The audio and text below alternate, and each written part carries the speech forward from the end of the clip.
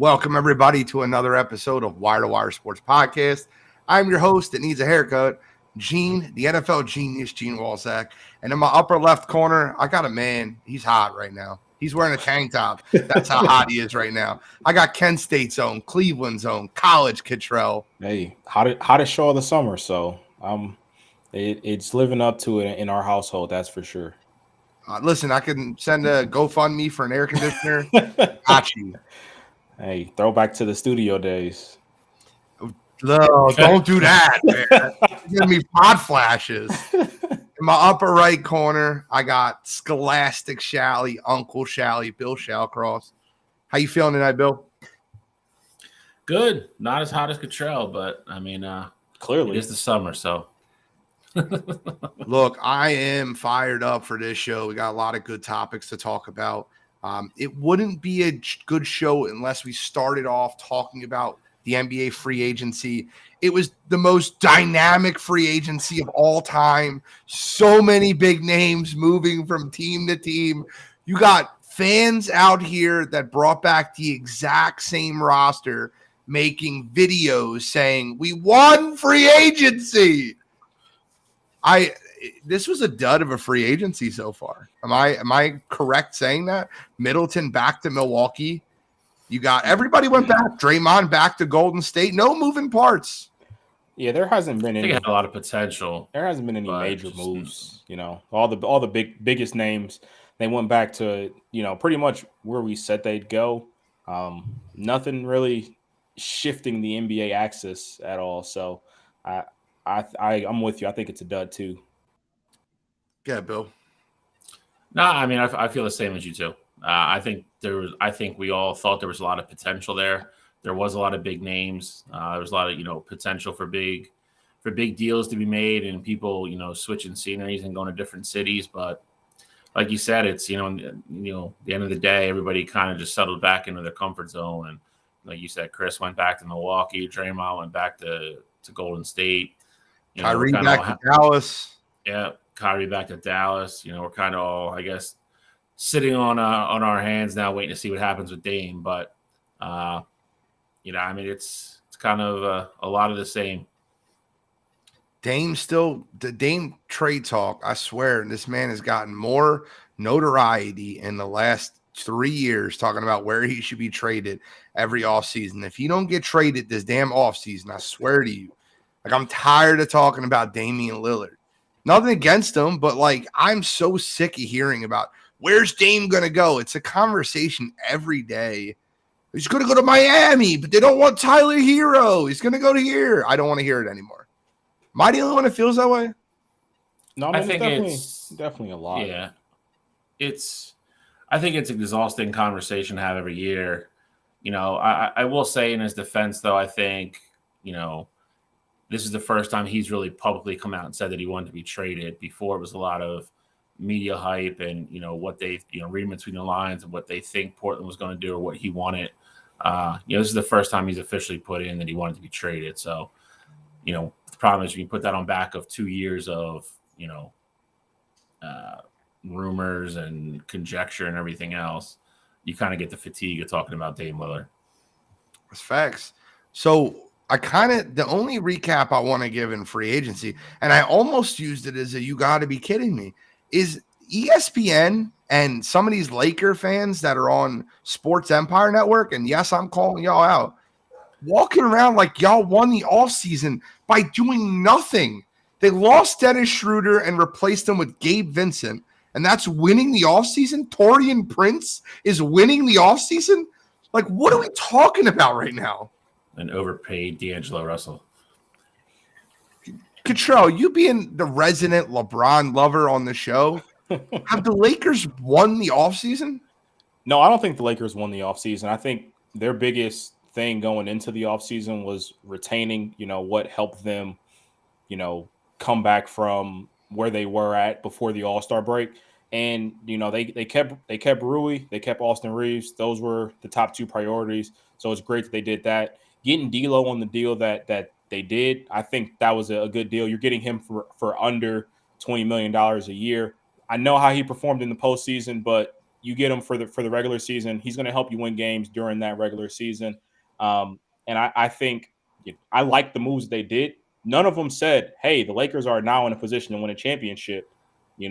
I think they stood pat and they said, hey, let's get some more cohesion. And they replaced Gabe Vincent. They replaced Dennis Schroeder with Gabe Vincent. I think that's a move that it may help them. I don't know how much, but it's nothing special. But the Lakers definitely didn't lose the offseason. I think some of those other top contenders outside of the Suns, they've lost pieces. So I don't know why everyone's giving the Lakers an A+ grade, but they have had an offseason because they haven't lost anybody. And they're probably up there just because, again, this free agency is such a dud right now. Listen, Chris says it perfectly. When you have a history of making bad moves, making logical moves looks great. Grant Williams to the Mavericks. That's a huge move in the NBA offseason. Yeah, I mean, I think he just became a victim of circumstance there. I mean, I don't think he knew they weren't going to pay him, and then it was kind of just both parties. It's just better to move on. They got to save whatever they can to try to re-sign Jalen, and he kind of fell out of favor there towards the end of the year. So, Boston decided to move on. I just don't understand where people get off saying the Lakers got better, though. Like Freddie's in the chat saying the Lakers got better. It's the same roster. It's the same roster. AD is going to be a year older, But again, I mean, I would say if you're an AD guy, I think he showed you flashes and promise if he can stay healthy that he can really be the guy down the stretch. LeBron's a year older, and again, I'm not taking anything away from it. Just Father Time is undefeated, and I know LeBron is a genetic freak, and I mean nobody puts more money and more time into their body. The fact of the matter is, he's 39. He'll be 39 this year, I think. He's been in the league since he was 18, so that's 21 years of a lot of basketball, a lot of physicality. He's going to go through things. If you're hanging your head on, kind of like what we said, like a Gabe Vincent and, Roy and Austin Reeves and all them, I tend to lean towards it was a little bit more. They kind of caught fire at the right time. I don't know if they go on that run again this year. I just don't. I think they'll be a little bit better in the regular season and not have to stress out as much as long as AD and LeBron can stay relatively healthy. They won't have to press so much to get in at the end like they did this year, but that's not a championship caliber team. It's just not. I will say, I was going to say, I do think the Lakers, they got somewhat deeper. I think adding a guy like Jackson Hayes, Taurean Prince, Cam Reddish. Like I'm a big Cam Reddish guy. I think if there's a system for him to thrive in where he's going to at least get a chance, it would be LA, just because before, outside of Rui, they did lack those bigger wings. So I think Cam Reddish can carve out a role there. But again, they didn't make any championship winning moves. I think they lost Malik Beasley. So is Cam Reddish a huge upgrade over Malik Beasley? No. I'm not going to say it's huge. I'm not going to say it's a huge upgrade over Malik Beasley, but Malik Beasley also played the 2. Cam Reddish is a little bit bigger. Like he can play the 3. Like I think there's space for him to carve out a role. They rolled out Rui a lot at the 4. Sometimes he was playing backup center, down the stretch for the Lakers. So I think there's room more in the front court as there before, in the back court. But, time will tell. I don't know, man. Going into this offseason, I would tell you Dennis Schroeder was a more valuable piece than Gabe Vincent. I truly believe that. And then if we're going to argue that Cam Reddish is better than Malik Beasley, like we added Taurean Prince. Championship. Like I feel like I'm the guy at the fantasy football draft that like he gets the kicker in the 9th round. He's like championship. Like why? You taking shots at RJ? No, RJ don't take kickers till late. No, I'm just saying RJ and Kevin, they are we won. We won this. We got this in the 5th round. Oh, we won this league. Well, speaking of free agency, speaking of players that have switched teams, what do you guys think about what the Houston Rockets did? By the way, spot on commentary last week when we were talking about Fred VanVleet. Spot on commentary day before free agency. I told you they were going to overpay him to be the adult in the room. That's exactly what they did. And they turned around and traded Kevin Porter Jr. So I mean, it was obviously listen. I don't know if it's going to work out. I don't think he's the end all be all. But Kenyon Barnes, sorry. But they listen, they at least sat down and made a plan, and they're going to try to stick to it. And they have a vision, and they definitely overpaid for Van Fleet. But I think at least for the first year, I think you get your money out of them. Past that, I don't know, because eventually these kids, you got to take the training wheels off. Eventually, you got to let them play and put them on the court and see all these kids you've drafted the last 2 or 3 years. What are they? Where are they going to get you? And who's who? And who do we need to keep and who do we need to get away from? So, again, I understand the thinking. I get it. I don't really necessarily even disagree with it. I don't think he signs for less than 3 years. This was kind of his last payday and last chance to get a big check. So I get it from his point of view. You can't blame him for trying. I think probably 2 years from now, this is a horrible contract because I think he's probably your backup point guard and someone that's probably playing 15 to 18 minutes a night. Oh, no, bro. He's 29. He's entering the prime of his career. He's not like – you act like this guy is like LeBron's 38. I know he's not LeBron, but he's 29. LeBron can't be mentioned in any of this conversation. But Shally, we said this about Jimmy Butler. Like, I don't know what we should give him a 4-year contract because he was 30. Now he's 34 and he's still one of the best forwards in the NBA. Like we can't pretend a 29-year-old getting a 3-year contract's a bad contract. Fred's everybody's different. But his assist numbers have gone up every single year. He's a mature adult that can run Ime Udoka's offense. If they weren't going to hand the keys over to him, who was going to be their starting point guard? Amen Thompson or Kevin Porter Jr. My point being is they have to hit the salary cap floor, and they're nowhere near the floor, so they have to overpay people. I get the overpay. Like I said, I just think 3 years he's not going to be a starter. That's all I said. I completely understand the move, and I said it last week. I don't disagree with it. I think at some point, I think it's a very good decision to have, like you said, an adult on the floor that's going to help these kids get better. I just don't think he's anywhere near their long-term answer with all the kids they've drafted the last couple of years. Okay. I couldn't agree more with you, Bill, about the fact that 3 years down the road from now, I don't see Fred VanVleet being their starter. But I like what they did here. I know I was on the show last week saying that I didn't think that'd be a great fit, and I still don't think it's a great fit. But when you get an adult in the locker room, it 100% makes sense for me. I do think they are stunting those young kids' growth a little bit, but I mean, in turn, they made moves of shipping out Kenyon Martin Jr. and then they also shipped out Josh Christopher too. So that almost shows me signs that they're trying to win rather soon. Like they're trying to open up that window now, as opposed to just keep waiting for these young guys to develop. Another under the radar signing they had at bringing in Jeff Green. I think that's a. Thought you were going somewhere else. No, I know they brought in Dylan Brooks as well, but. Then bringing in Jeff Green, another veteran in that locker room who now has that championship pedigree, I think that's going to help them a lot as well. And, they brought in Dylan Brooks, who we have been somewhat critical on. We were saying that we didn't think that he would have quite the market that he had. And then he went on and got paid $80 million to go to that Rockets team. Now, I do think at some point there was a conversation that was had behind closed doors, like, hey, you can't have those same antics here. And I don't think Ime Udoka is the kind of coach that's going to tolerate that. So I'm sure they had a nice long conversation beforehand, making sure they were on the same page.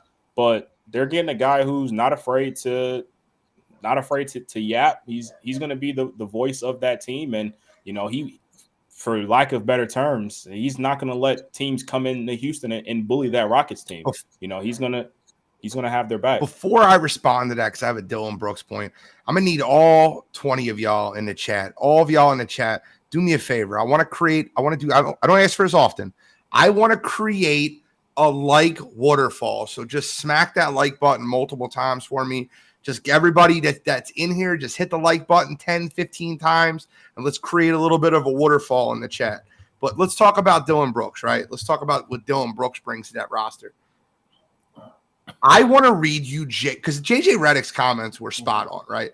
JJ Redick said it perfectly when he said, I want Dylan Brooks on my team. I want a disruptor. I want a guy that's a pest and a guy that can defend at his level. People look at what he did in the NBA, in the Western Conference playoffs, but they don't remember he was an all NBA defender. With the right coach and the right locker room, Dylan Brooks can be a good piece to a team. He got an $80 million contract. I am super annoyed with the fact that the way he handled himself in that playoff series. But he's a young kid, and I hope that he develops from that and matures from that. Hope someone gets in his ear and goes missing. Listen, Dylan, accountability is huge. You got to take accountability for the things that you did. I had no problem with the poke the bear comments. I had no problem with everything that he did until he played victim. That's where he lost me. Don't play victim. Don't hide from the media. You have to face the music and face the facts after that. I want to look at that Rockets depth chart real quick. And I'm not kidding when I tell you this. I think their depth chart is disgusting. Fred VanVleet, Jalen Green, Dylan Brooks, Jabari Smith, Kevin Porter Jr., Cam Whitmore, Amen Thompson, Jayshawn Tate, Jeff Green. That's a roster full of basketball players. I think the Rockets could sneak in their play-in this year.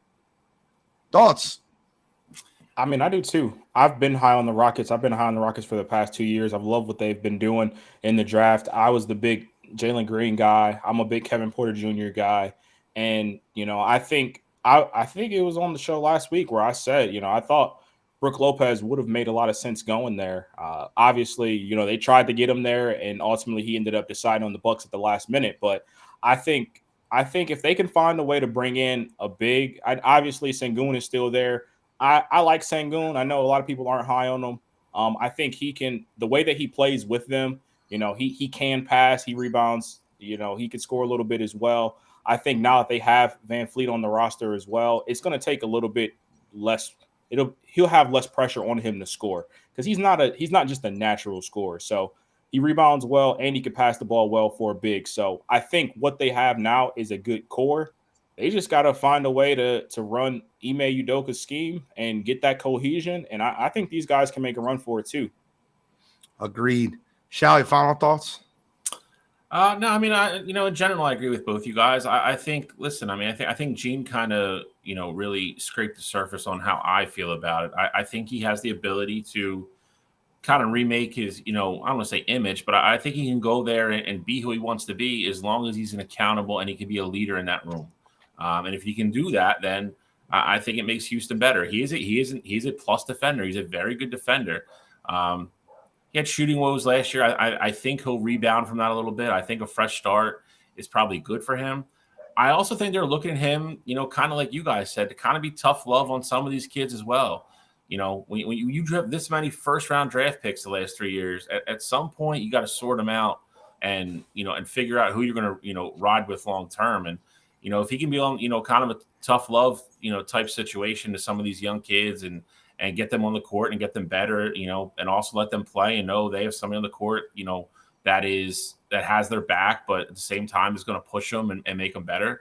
I think it's a win-win for everybody. Can he toe that line and, kind of stay on that, that straight arrow road type thing, like Gene said? I mean, that's what needs to be seen. And, I 100% agree with Gene. Those conversations were had before they offered him the contract. It was, they don't want the annex. They want the toughness. They want the leadership, and having your teammates' backs. I don't think they want, the unnecessary attention and all that crap that comes along with it. Okay. Any final comments on free agency before we move forward? Because I'm kind of getting geared up to get in this cornerback list. Like, I'm not going to lie to you. It's one of my favorite lists of the year. But any final comments on free agency? I'm sure we'll be talking a little bit more when Harden finally gets moved, when Dame finally gets moved, and when some of these dominoes fall. But as of right now, kind of a dud. Well, I mean, where do you think those two guys end up? I think Harden ends up on the LA Clippers, and I think Dame ends up in Miami, just like I said 2 months ago. You guys aren't gonna like what I got to say, but I think Dame ultimately ends up in Miami. I do agree with that. I think people are saying that Dame doesn't have this leverage, but I think already hearing reports about him potentially just not playing for a team or him just bashing the Trailblazers, I think they will ultimately do right by him. Just like I think how we saw the Wizards do right by Bradley Beal, pick his spot, all that stuff. So I think he does go to Miami. And then James Harden, I think game 1 of the regular season, James Harden is still going to be a Philadelphia 76er. Daryl Morey's going to wait for the right deal, and he's not going to give him up for anything. I don't disagree with that. What I do disagree with is when you say Portland is going to do right by Dame. What do you mean do right by Dame? You know what they should do? He played 11 years for the city, never asked for He just signed a 4-year extension last year. Correct. That's not my problem. I'm going to get what I can get for him. I get that. I 100%. He played 11 years for the franchise and won diddly. All the years that he could have asked for a trade. Let's not act like we don't ever use the term do right by a player that's been loyal. Like if Mike Trout went and asked for a trade tomorrow, the Angels are going to do right by him. I disagree completely. I cannot believe that we're talking about doing right by a player that just signed a 4-year extension last offseason. I'm going to trash him for it, just like I trashed Kevin Durant for it, just like I trashed James Harden for it, just like any single player that signs an extension. Just like I said Bradley Beal's a genius. Sign the extension with the dog crap franchise and then force your way out. And these franchises those are completely different scenarios. What's different about Beal and Dame? I mean, Beal. I'm talking about Durant and James Harden. Beal had numerous opportunities. Beal and Dame. Hold on. No, Beal and Dame are in similar situations, but I never heard you trash Bradley Beal about wanting out of Washington. You just said you praised him for getting his money and then asking him to leave. It was a genius move for him to sign that Supermax extension because he's going to force his way out the next year. And what did he do? Same thing I said he was going to do. I said I called that. He was loyal to Washington. Never. That's not loyalty. Asking for a year out after they give you $260 million. That's not loyalty. So we just forget about the other 10 years that you were in the city. Like all that just doesn't matter. You don't have to sign these contracts. That's not a loyalty thing. It's not. Dame Lillard hasn't won them a championship. It's not a loyalty thing. So staying with a team that's not winning is not loyal. Okay. Right. Being one of the reasons they're not winning. So my thing that I don't understand here is that if you're staying with a team, that's not considered loyalty. But then if you leave a team, then you're just this villain. So what side of the fence are we going to be? The reason that I don't have a problem with Dame asking for a trade from Portland, I don't have a problem with him asking for a trade. I have a problem with him saying, I'm going to Miami, or I'm just going to sit out and I'll be a disturbance and you're going to trade me where I want after you paid me a max contract. I have no problem with him asking for a trade, but do right by the franchise. It's like they're doing right by you. If Portland wants to, they could say, no, we're not trading you. Show up. You have 3 years left on your contract. Dame's going to play. By Portland, I guarantee you Dame plays. By Portland trading him is doing right by him. Now, by trading him for Tyler Hero and you can get a better package somewhere else because you want to do right by Dame because he wants to go to Miami, that's bullshit. I don't believe that. I don't believe in that. If you can get a better cap package from the Philadelphia 76ers, the Boston Celtics, the Los Angeles Clippers, if you can get a better – you trade – I'm not saying go trade him to Oklahoma City or trade him to Charlotte. All those teams you named are perfectly fine, and I'm sure he would – ultimately be okay with that if he's going to a playoff caliber team. I'm saying he's been with the city for 11 years and now they're in full-fledged rebuild. They're not in full-fledged rebuild. They just signed listen, Cottrell. They just signed who? Jeremy Grant just signed a 5-year, $160 million extension. They have and that's not rebuild. That's not rebuild. Why would you sign to a 5-year, $160 million contract? You overpaying one player, and you have all young guys who haven't done anything. I don't know how that's not rebuild. You were just the number 3 pick in the lottery. How is that not rebuild? Look, they're number 3 pick in the lottery because they sat Dame out the end of the year. They're like, okay, let's lose as many games. Hopefully we can get Victor Wembanyama. Like a lot of teams were guilty of that. Are the Dallas Mavericks in full rebuild? They had the 4th worst record in the NBA. No, because they just were signed 4th in the lottery. They were not 4th. They were 4th in the odds for the lottery. They didn't land 4th. They had the 4th worst record in the NBA. I don't know if that's accurate. It might not be. How many teams? I don't think it is. So there's 14 teams in the lottery, and the Mavs were like 1 game away from the play-in. So the play-in has 2 teams from the lottery. So both play-ins, 9 and 10 from both sides are in the So like 13, 14, or 10, 11, and 12. My point of the matter is Dallas and Portland weren't that far off record-wise last year. I guarantee you, if Dame was playing alongside a Luka talent, you wouldn't be hearing him try to force his way out of Portland. Instead, he's playing with Scoot Henderson and Jeremy Grant. And Anthony Simons. Let's just skip over that one. Okay, Anthony Simons. I mean, that's not a name that just jumps off. Yeah, he's a good player. He's not a superstar. Hey, listen, when you have a superstar on your team like Dame Lillard and a couple good players like Jeremy Grant and Anthony Simons, and you got this budding talent like Scoot Henderson, I feel like you should be able to win if you're a superstar. Show us, superstar. Show us how you win, Dame. So there's another point guard who's had better teams that hasn't won anything either. But I'm not gonna dive there. You can go there. I don't mind. I'm not. No, you got to go on the corners list. You got to cover the corners. Let's cover the corners. Thank you for the NBA. We'll obviously get more into this. The biggest rivalry on Wire to Wire Sports Podcast is Gene and Cottrell arguing Dame and Chris Paul. Obviously. Facts.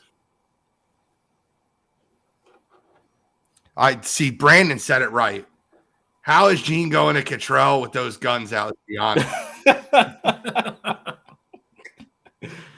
Oh, man. There's five games between Dallas and Portland.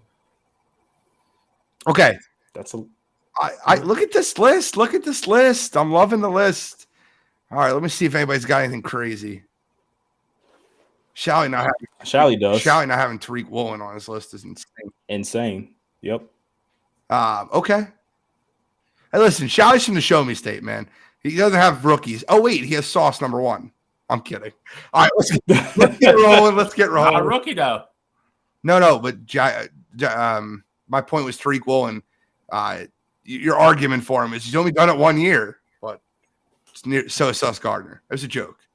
How do we all have the same number 10 without talking about this? But go ahead, Cottrell, start us off.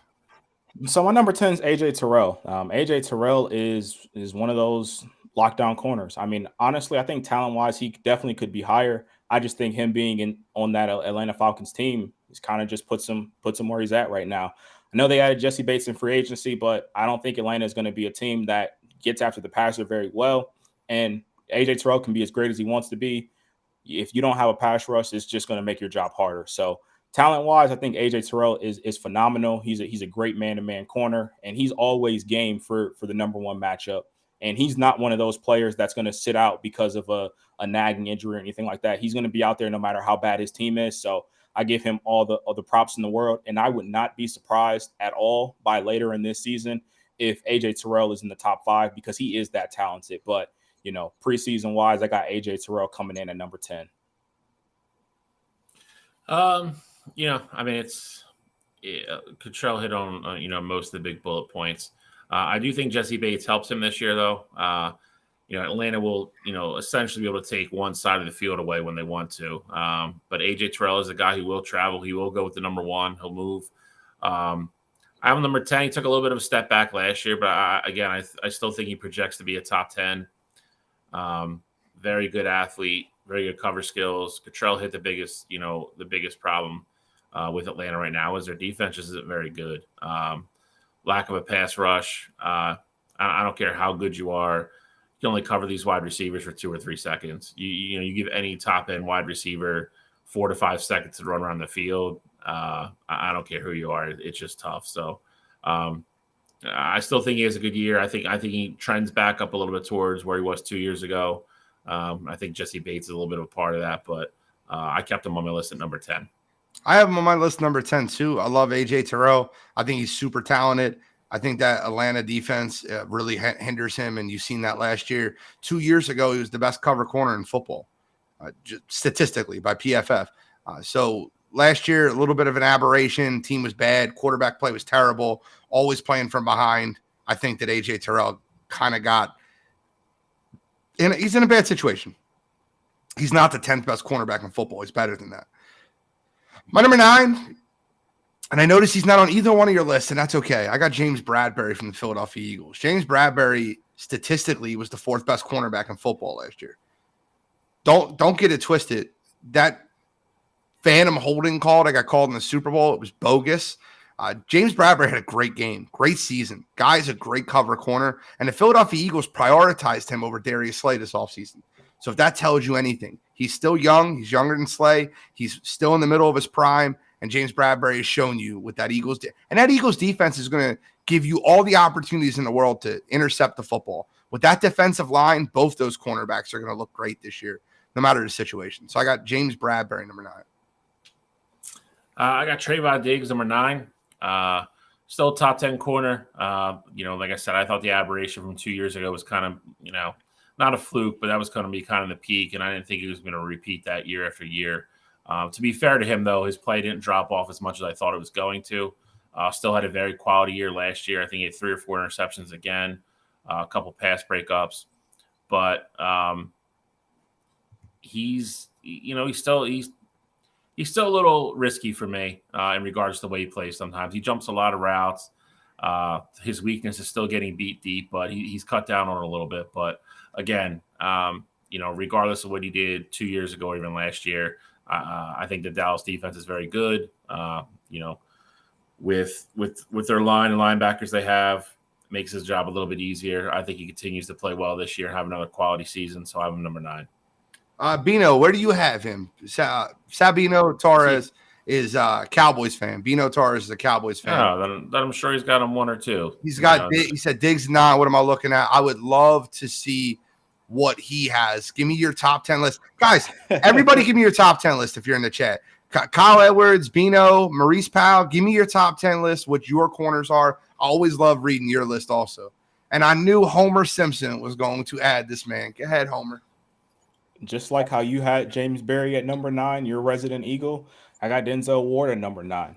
I think he's going to be a big beneficiary of the Browns bringing in Zadarius Smith. So now you got 2 guys that can rush the passer on the edges, and I think that's going to make his job a hell of a lot easier. You also brought in Jim Schwartz, who has been known to play a lot of man-to-man and the blitz a lot. Not blitz a lot, but play a lot of man-to-man. And I think when you have those guys on the edges, pin your ears back, and you get to play your strong suit, that's going to put you in a great position.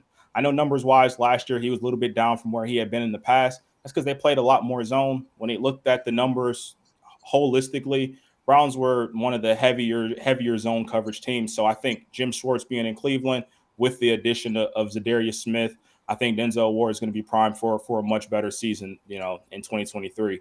My number 8 is a guy that Bill just mentioned, Trevon Diggs. Like Bill, I remember the season after he had those huge numbers and interceptions. I don't think any of us 3 had Trevon Diggs on our top 10 list because, the interceptions were nice, but if you actually watched the game and you saw him covering the times that he wasn't getting a turnover, he was pretty bad in coverage. So I think for him, he's really molded his game well, and he's turned out to be a really good cover cornerback. I think the big thing for him is now he has a counterpart on the other side of him in Stephon Gilmore. I think that's gonna really help him out as well. So I think Trevon Diggs is going to be primed for another great year this upcoming year in Dallas. Number 8, I have Trayvon Diggs' counterpart, Stephon Gilmore. Probably 3 or 4 years ago, you could argue he's the best corner in football. Got hurt 1 year, ended up going to the Colts, had a very good year 2 years ago, and now he's going to play opposite, another guy, another top 10 corner in the NFL, and Trayvon Diggs. So I think they're both going to benefit from each other. Dallas's defense has gotten dramatically better the last couple of years. I hate talking about Dallas in any positive light for this long in a row, but I got to do it next. So, but the man's earned it, and the man's been at the top of these lists for a long time. Dating back to his New England days. I'm not looking forward to playing him twice a year. I'll give credit where it's due because, we try to be objective on these lists. And I do have both Cowboys on my list. So I have number 8. I think he's in a quality year. I think he's a better year than Trayvon Diggs. That's why I have him in front of him. So I'll go with, Stephon Gilmore, number 8. I'll do these 2 together just because they're both Cowboys and I don't want to spend too much time on it. Stephon Gilmore. Anyone who thinks Stephon Gilmore had a bad year last year, he just wasn't in the attention as he was. Stephon Gilmore had a very good year in Indianapolis. Look at the PFF numbers. Look at his coverage numbers. Look at the separation numbers. Stephon Gilmore had a very good year. He's a good corner, and the Cowboys got themselves a steal. That defense, and by the way, that secondary as a whole is always going to look good because you have Micah Parsons going at the quarterback. The same reason I have Darius Slay and James Bradbury on this list is the same reason I have Gilmore and Diggs. When you have a front four that can get after the quarterback, it makes your corners look better. It's no surprise that I have Stephon Gilmore on this list, but I got to take some time and give credit where credit is due. Trayvon Diggs gave up the most yards in the NFL his rookie year. We had all those picks. Last year, he did not jump routes. He played much more conservatively. The pick numbers were down, but the coverage numbers were up. And I'll give respect where it's due. Trayvon Diggs played great last year. I'm an Eagles fan. I can't lie to you. He played great football. He's a good corner, and he's got great instinctual ball skills. I got to give the guy credit where credit is due. Trayvon Diggs is my number 7. Number 7. You got a lot explaining to do. A lot of people giving you heat for this one. Brilliant. Remember, it's a projections list. I'm fully aware that J.C. Horn has not played a full season, his 2 seasons in the league. I'm also aware that he has, a completion percentage of in the 40s when he's on the field. If he plays a full season this year, he's going to be on this list. And everybody that's on here, I promise you I will come back to this list and be petty, and I will tag the shit out of every single one of you. J.C. Horn has all the physical ability to be a top 5-6 lockdown corner in this league. He's proven he can do it when he's on the field. He just can't stay on the field. I think the third year is a charm. I think he stays on the field. And in Carolina, you guys will be like, oh, maybe Bill was right. That's why he's number 7 on my list. So I got to give you credit. And let me just explain to everybody listening. We do these lists every year as a projection for the 2018 – wow, how old am I? For the 2023-2024 season, we are projecting what the list will be, who will be the best corners in football. It's not who are our best corners, it's who the best corners will be this upcoming year.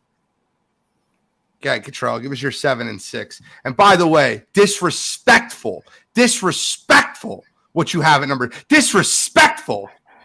Hey, you'll hear the argument why, and you kind of already touched on it a little bit, but starting at number 7, you have Marshawn Lattimore of the New Orleans Saints. I think Marshawn Lattimore is one of those guys who has continually been a top 10 cornerback in this league. And last year, the injury bug bit him. He missed a ton of games last season. And when he played, he was right on the field. So I think Marshawn Lattimore, coming back to that Saints team healthy, and he's super familiar with the Dennis Allen scheme. Dennis Allen has been there basically, Marshawn Lattimore's entire career. So I think the Saints as well, now that they have a quarterback, that defense won't be on the field as much. That pass rush, they'll get out the quarterback a little bit more. And ultimately that'll make Marshawn Lattimore's job a lot easier. So I think Marshawn has a great bounce back year. He stays healthy and he's a top 10 cornerback this upcoming season. My number 6 is Darius Slay. So if you go based off of last season, Darius Slay, numbers-wise, was a top 3, top 4 cornerback. And I 100% think he has the ability to repeat that. But part of it for me was I feel like there's a reason why Philadelphia was hesitant about bringing back Darius Slay. There's a reason why they were a little bit more hesitant. I don't expect him to have like a big decline this year, but I feel like there's something there where, maybe we see Slay miss a couple games. Or you just see it where, the Eagles are loaded everywhere, including cornerback, where they got Akili Ringo, who's in reality a first, second round talent. They got in the 4th round. So I just think Darius Slay takes a slight step back from where he was last year, but I still think he's a Pro Bowl caliber player, and that's why he's top 6 for me. I just think the other 5 are going to have better years. I got to read Kyle Edwards' comment now. Stand your ground, Shally. If Horn stays on the field as part of a Panthers defense, that could be pretty good. You'll look like a genius. Key Williams, Cool McCain, keep spamming the big play slight love. 6 is just blasphemous. Number 6. 2 spots from where you guys got him. It's who you have them behind, though. But I get it. Number 6, I got Marshawn Lattimore. You heard Cottrell just talk about him. A little bit banged up last year. Didn't play a full year for the first time in his career.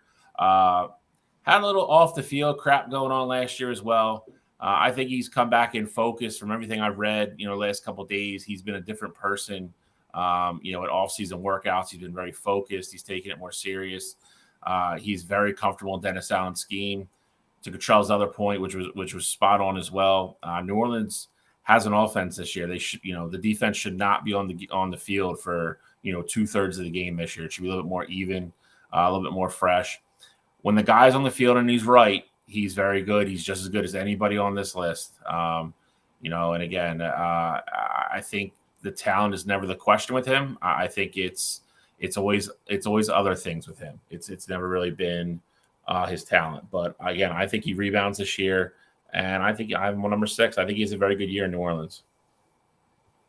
My number 6 is a guy that's the best kept secret in football. Best kept secret in football, Tariq Woolen. Last year we talked about the super rookies that came in. Aiden Hutchinson had such a great year for the Detroit Lions. Sauce Gardner, you guys see him on top of the list. Sauce Gardner, number 1, number 2 corner in football. Tariq Woolen was 3rd in that defensive rookie of the year. And last year he had a stellar rookie year. If you don't know, then I'll tell you. My man had 6 interceptions his rookie year. He had 63 tackles. His pass breakup rate was incredible. He's one of the fastest guys in football.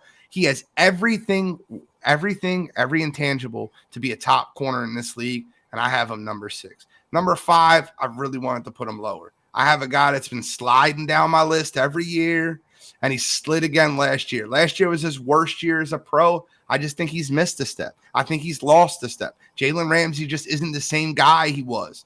And I'm just telling the truth. He was number 1 on this list year in and year out. And that Bengals Super Bowl, you seen the step was lost. I seen it. You didn't see it at home. I seen it. I should have put him lower. I just feel like I didn't want to be too rude to the legend, but Jalen Ramsey, number 5, in that improved Miami secondary. They have better safety help that's going to help him. They have Xavier Howard on the opposite side, so he won't be asked to handle everything that he was in Los Angeles. But for the respect of the greatness, I'll have number 5, Jalen Ramsey. I have Jalen Ramsey as number 5 as well. I spent more time. I'm not kidding you when I tell you I spent more time on Ramsey than I did Amy on this list for a lot of the reasons Gene said. It was a guy that we all held in very high esteem for the last couple of years. He was 1 or 2 on pretty much everybody's list year in and year out. I don't think anybody would say that he had a Jalen Ramsey-like year last year. I would also say after I did a kind of a deep dive, I don't think he had as bad a year as people think he did either. I think he was playing on a Rams not only defense but team as well that just pretty much gave up halfway through the year when they knew their season was over. He continued to play, which if you go back on his past, I think a little honestly kind of surprised me a little bit. He did give up his career high in touchdowns and yardage per game last year. If you go back and look at everything, unbiasedly, though, there was a lot of games he gave up things for guys, he shouldn't have been covering. He's playing with a bunch of younger guys on that defense towards the end that were just, not that they're not going to end up being good NFL pros, but they shouldn't have been on the field when they were. I still think he's a great talent. I couldn't not put him on the list. I ended up putting him number 5, and I put him on number 5 because I think he's a bounce back year. I think he'll be rejuvenated at Miami, just like Gene said, he's going to play opposite Xavier Howard on a very good Miami defense, which should be a very good Miami team. So I hope his attitude and, all that kind of improves a little bit this year. And I think you get a focused Jalen Ramsey and the guy that plays with that attitude and that swag. And, I think he'll, earn the ranking that we all gave him. Real quick, I want to answer Kyle's question. I didn't see it until afterwards. He said, since Cottrell and Shalley have Latimer, why did you keep him off your list? Kept him off my list because he had a terrible year last year. And I don't think that Saints are going to be as good as Shalley and Cottrell do. I think you're going to see a lot of the same. For whatever reason, Marshawn Lattimore took a dive, and he had some off-the-field issues, and he had some injury concerns. So I don't think he's going to have as big of a bounce back as these two do. I respect their opinions, but to be fair, I probably am a little bit of a Nola hater. I don't like the team, if I'm being honest with you. But that's why he's now on my list. I don't think he's a top 10 corner in the league right now. I just don't. I don't believe that. mean, he only played 7 games last year. I think saying he was awful last year, I don't know if I agree with that, but Off. oh, off. Okay. Off. Okay. That makes more sense. But my number 5 is a guy that Gene already talked about, and somehow, Bill's blasphemous list omitted him. But I'm going with Tariq Woolen out in Seattle. Tariq Woolen is one of those guys where I knew about him coming in just because, I like college football. I didn't realize that he was that special in Seattle, though, till like week 3 or week 4 of the regular season, where it was like week after week, you kept seeing an interception from Tariq Woolen. And then actually watching him play, that kid is special. He's sticky in man coverage. And even when he gets beat, he's so fast. He's a 4.2 guy, and he's so fast that even if a receiver has a step on him, that makeup speed is ridiculous. And the other thing for me with Tariq Woolen is that he is not afraid to come up and make plays in the run game, or just, coming across the middle and tackling in general. So when you have a guy like that who is the complete package, and he always finds the football, even if it's not getting interceptions. I think he had 3 or 4 fumble recoveries this upcoming year. So he's just super dynamic, and he's great around the ball, has great ball skills. So Tariq Woolen is coming in at number 5 for me, and I think he's going to have another incredible year up in Seattle under Pete Carroll. Tapa, I need your list, brother. You can't say Marlon Humphrey is on nobody's list. That's crazy without posting your list. Post your list. Listen, if you want to critique someone that's not on the list, you tell me who you have them over. And moving on, number 4 for me, Jalen Ramsey. Jalen Ramsey, I've been saying it for the last 6-7 months. Jalen Ramsey did not have as awful as a year that everyone thinks that he had. I do realize that statistically it was he's coming off of his worst year, but that's just because we're holding him to that standard compared to the league. I mean, he was 9th graded in coverage this past year. So yes, he did give up more yards. Yes, he gave up more touchdowns than he has in his career, but Jalen Ramsey was still a good football player last year. And I think the other thing for Jalen is, the big thing is, he's going to this Miami team that has guys on it. You're going to have Xavier Howard on the other side of you. You have Bradley Chubb and Jalen Phillips up front rushing the passer. Like, I think his job is going to get a ton easier. And the other thing is that, Jalen Ramsey's only 28 years old. So I don't think he's cooked yet. I think he's primed for another bounce back year. We kind of saw the drop off of him, that last year when he was in Jacksonville when they were bad, and then he got traded to the Rams and he was back being Jalen Ramsey. And this isn't a thing that I like about him, but he's one of those guys that when the tough gets going, he mopes around and he doesn't play his best. But when he's on a good team and, great things are around him, he starts to play a little bit better. So I think Jalen Ramsey goes to Miami, and he has a very successful season there. Number 4 for me, I got Darius Big Play Slay, number 4. Number 1 corner for the Eagles. They're almost like 1 and 1A at this point.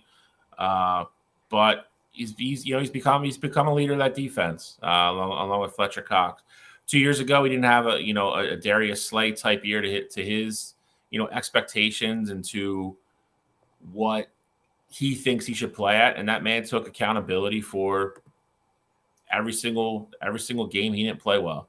He came back last year with an absolute crazy bounce back year. 3 interceptions, a couple fumble returns, or a couple fumble recoveries. Sorry, I believe he did score, didn't he? I think he did score last year. The guy is back to the guy that everybody is used to seeing playing for the last 3 or 4 years. Before he even and when he was in Detroit, before he even got to Philly, can cover anybody in the league. Has no problem, going with the ones. Even though the Eagles corners don't really travel, they play sides of the field. And to Gene's and both Cottrell's points, from earlier with other teams and other guys, we have a great front 4 that's going to get pressure on the quarterback all the time. He's got a great running partner in Bradbury on the other side. He's going to be very tough to beat. He's proven it over and over. He can cover number 1 and come up with big plays, deflections, pass breakups. I expect he does the same thing this year. I actually think he comes in with a little bit of a chip on his shoulder because of the situation in the offseason where, the Eagles were potentially trying to move him.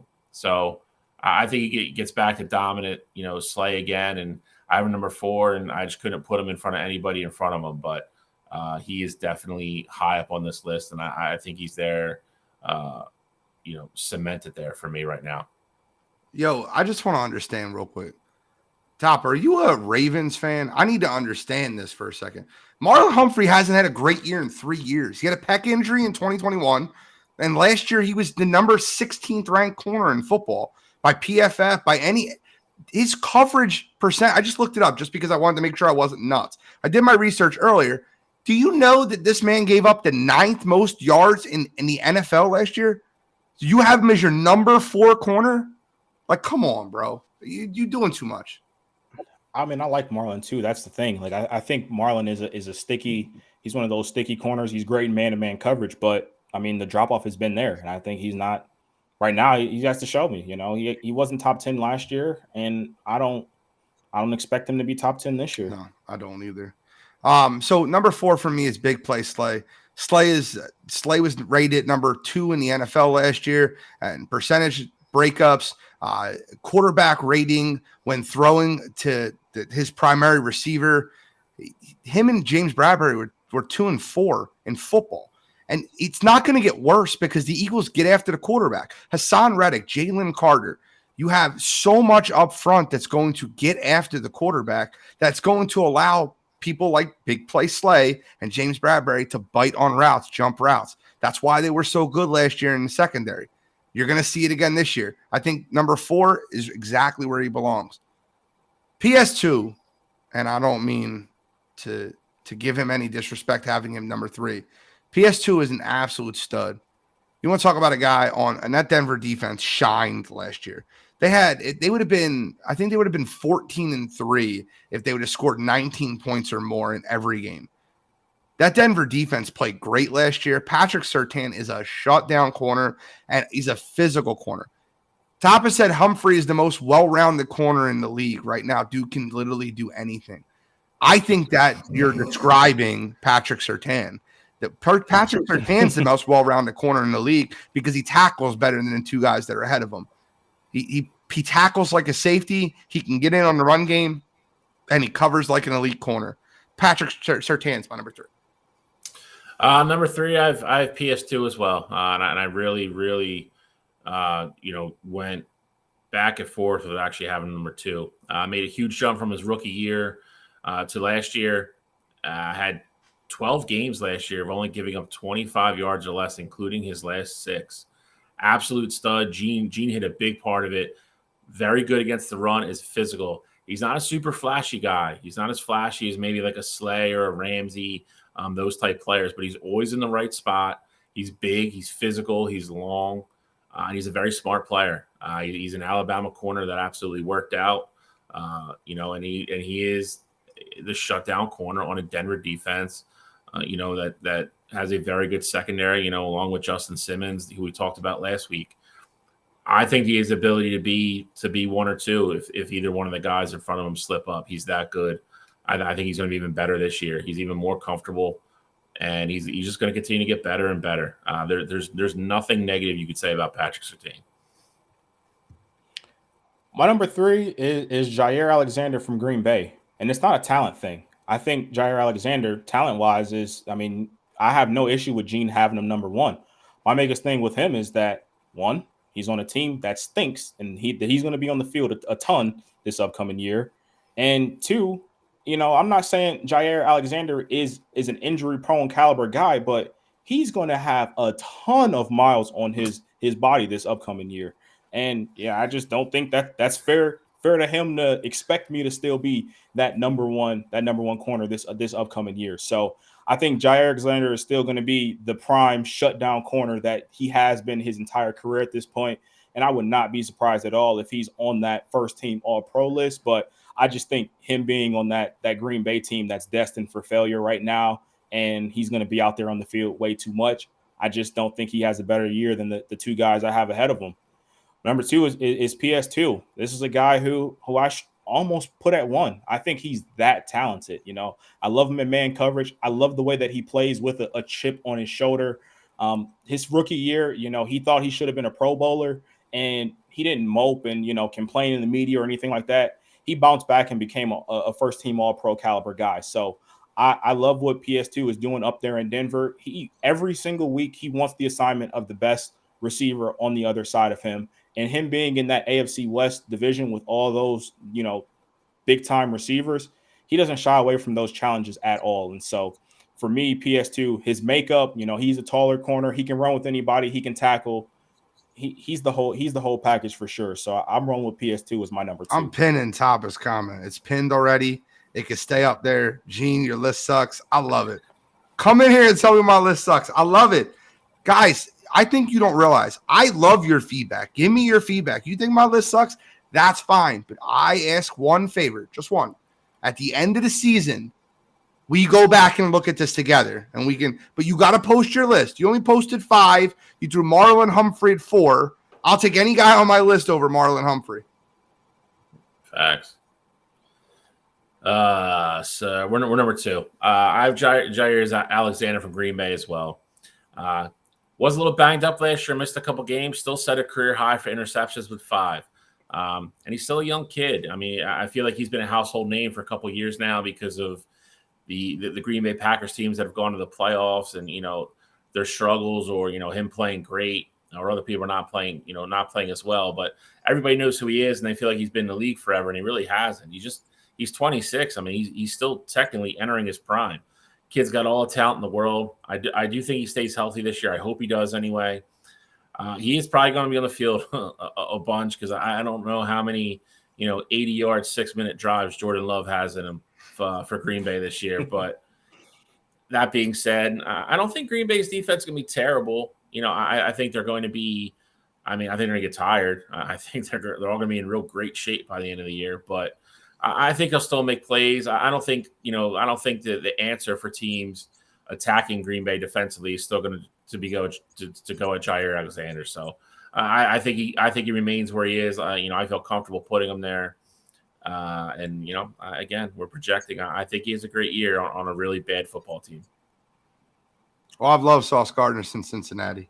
I love the cornerback combo of him and Kobe Bryant that worked over there in Cincinnati. They were one of the only cornerback tandems in football that slowed down that Alabama passing attack. If it wasn't for Desmond Ridder being afraid of his own shadow, I think Cincinnati had a chance knocking off Alabama in that game because of people like Sauce Gardner. Been on Sauce Gardner for 2 years now. Sauce Gardner now in the New York Jets, absolute stud. Robert Sowell, that defense. The guy is a great cover corner. He has all the intangibles that you need to be an elite corner in this league, and he loves running his mouth. He's physical. You look at Sauce Gardner, and you tell me he doesn't remind you of players like Deion Sanders was, like Richard Sherman in his prime. The Sauce Gardner is one of those guys that's going to tell you, I'm going to match up with your best player, and I'm going to shut him down, and then does it. I love that about him. He's number 2 on my list. Might be number 1 next year. We'll see. My favorite cornerback in football is Jair. Jair Alexander, first time they played Minnesota, Justin Jefferson got off, 6 catches, 118 yards. People were talking about Jair Alexander got torched, this, and that. The week coming into the second to last week of the season, Green Bay played Minnesota. Jair Alexander said to anybody that would listen, okay, I want you to watch what happens Sunday, and then you tell me about who's better, me or Justin Jefferson. He followed Justin Jefferson around the entire field, every play of the game, and Green Bay smacked him. And what did Justin Jefferson have in that game? He had 1 reception for 18 yards the entire football game. Anybody that can do that to the most elite receiver in the NFL is number 1 on my list. Jair. Now, what Cottrell said is spot on facts. Green Bay's not going to be that good this year. But the best cornerback in football is the guy that can take the best receiver and take him out of your football game. They didn't double. Jair Alexander followed him around the field and shut him down. There was 7 passes thrown. I looked. 7 times he was targeted. 5 times Jair Alexander had a pass breakup. All I got to say, best corner in football, Jair Alexander. I have Sauce Gardner number 1, and I have him for one of the reasons Gene just said. He takes your best player, he takes him out of the football game. As a rookie, And, if anybody who's followed this show for a long time, Gene even said it before we started doing the list, I am a prove me guy. You have to show it to me for more than 1 year to usually make these lists for me. I was so impressed with Sauce Gardner this year. I last year, and what I think he's going to do this year, I broke my own rule and put him number one. Under a 54% passer rating when he was targeted, under a 47% completion percentage when he was targeted. Gene also said, in his description of him, he lines up, he tells you what he's going to do, and he's going to do it. And you look at the comparisons that he's got, and those are the guys you're going to compare him to. You're going to compare him to a Deion Sanders. You're comparing him to a Richard Sherman in his prime. Back to, if we're staying with the Jets, you're going back to Revis Island days. He is that good. And I will give everybody on this show credit. We were all insanely high on him coming out of college. When we did the draft stocks and all that stuff, we didn't miss. We told you this was all coming. He proved it last year. I think he's going to be even better this year. I think the Jets are going to be a very good football team. He is a guy that literally eliminates half the field when you line up against him. If you're the quarterback of the opposing team, when you come to the line of the scrimmage, you see where he is, and you're not throwing the ball that direction. And he's the only person I can say without a doubt on this list that's going to happen to this year. So number one for me, breaking my rule, but I'm going with Sauce Gardner, number one. And my number one is also Sauce Gardner as well. You got 9 other players on this list that have juice. Only one has the sauce. That's Sauce Gardner. Waiting all day to say that. He's one of those guys that, coming in, obviously last year he was a rookie. From the time that he started playing on the field to the end of the regular season, he was the best cornerback in football last season. And I think he's just one of those guys where he talks to you after the fact as well. And then, obviously teams are going to target him the following game, but he just doesn't care. He's still going to be that guy. And I think now with that Jets team, Gene, you mentioned Robert Saleh being there. I love the Jets defense right now. They have the guys up front. I like what they're doing in their secondary. And Sauce Gardner is a lockdown corner. I've been high on him since Cincinnati as well. I really think that Sauce is just I don't know how it's possible. I think he's going to have an even better sophomore season, and it's going to be more spotlighted this upcoming year because I think the Jets are going to be in a better position win total wise than they were last year. So I'm rolling with Sauce Gardner as the number one corner in football. So I want to answer Kyle's question. I love Kyle's question, right? Kyle asked, what cornerback, who do you project to have the best rookie year as a cornerback this season? And I have the answer, but I'll let Cottrell go first, Shally go second. I want to go third on this one, but I have the answer. I have the answer for you. So for me, I think it's easy. I think Devin Witherspoon going into Seattle as really the number 2 corner, but I mean they got Kobe Bryant as well. So if they want to make him the number 3 corner, they could do that as well. So in a sense, there's going to be very limited expectation on him. I get it. Top 5 pick, they're going to want him to perform, but he's not going to be asked to go out there and cover number 1 receivers day one, like a lot of these other young guys are. So I think Devin Witherspoon is in a great spot. We saw what Pete Carroll just did with Tariq Woolen his rookie year. I think Devin Witherspoon's prime for phenomenal rookie season. Mistake letting you go first on that one. You literally touched on every single thing I was going to say. Shally, do you disagree? Anybody you think will have a better season than? No, he I think he has the best physical tools to step in as a rookie and play right away and make an impact. I think he's also going to the best situation in Seattle where he's going to play next to those 2 guys and not have any nature. I think he can go out and play free and not worry about, too much responsibility or even if he gets burnt now and then, or, now and again. I think it's Witherspoon. Like I said, we did breakdowns of him earlier this year. After Michigan played Illinois, I went back and watched a lot of their games. And, I said the kid's a stud. And I wouldn't be shocked if he went as high as he did. And that's where he went. So I don't know. I don't know why you let the 2 college guys go in front of you, knowing, that was a little silly, but he is absolutely, in my opinion, the correct answer. I'm sorry, because neither one of y'all touched on my point. And I have a point, and iron sharpens iron. Every day in practice, you are going to have this man-on-man matchup. Ready? I'm going to break it down for you. Tariq Woolen going up against Tyler Lockett. Devin Witherspoon going up against DK Metcalf, physical on physical, and Kobe Bryant going up against Jackson Smith and Jigba. That locker room, that corner wide, I would sit and watch a whole practice and just follow around the corners and wide receivers doing their drills, because that is must-see TV. And I think Devin Witherspoon, iron sharpens iron. You're not going to see a better wide receiver room in any NFL team that you're going to play against this year than you're going to in your own building. So I think the other like sneaky guy to kind of watch out for would be Christian Gonzalez in New England.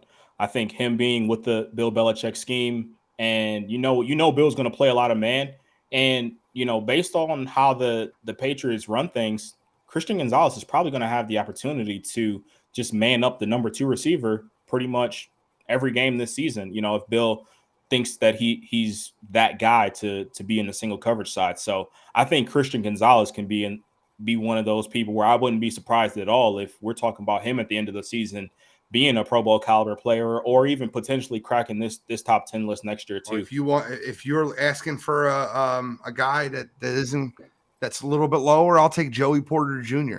Going to Pittsburgh. In that situation, you have Patrick Peterson on the other side, a veteran that's going to help you grow. You got Minkah Fitzpatrick as a safety, and you're going to play in that Pittsburgh defense with Mike Tomlin and TJ Watt getting after the quarterback. Oh, my Lord. Give me Joey Porter Jr. to have the second best season out of any rookie corner. But we're done. I don't want to get too far. Linebackers next week? Oh, my God. Linebackers. Should be fun.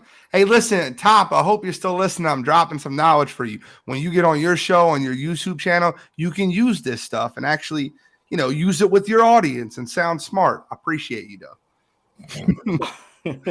All right, so we want to talk about mid-season grades for Major League Baseball, and I can't wait to get into those, right? So, Shally, I'm going to ask you a question real quick. When you came up with this topic, do you have the teams, or how do you want to do this? I have a list of the teams I think we need to talk about. I mean, it's a decent.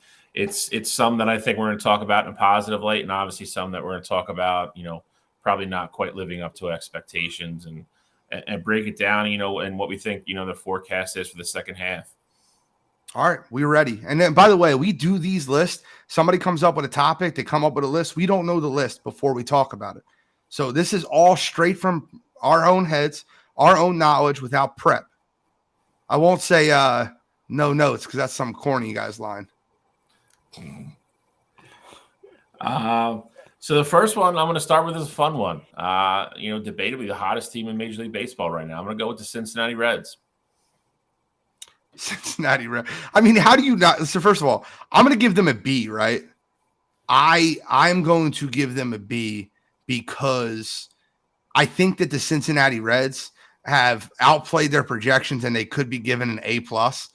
But I think because of their front office and their management and their ownership, I can't give them anything besides a B.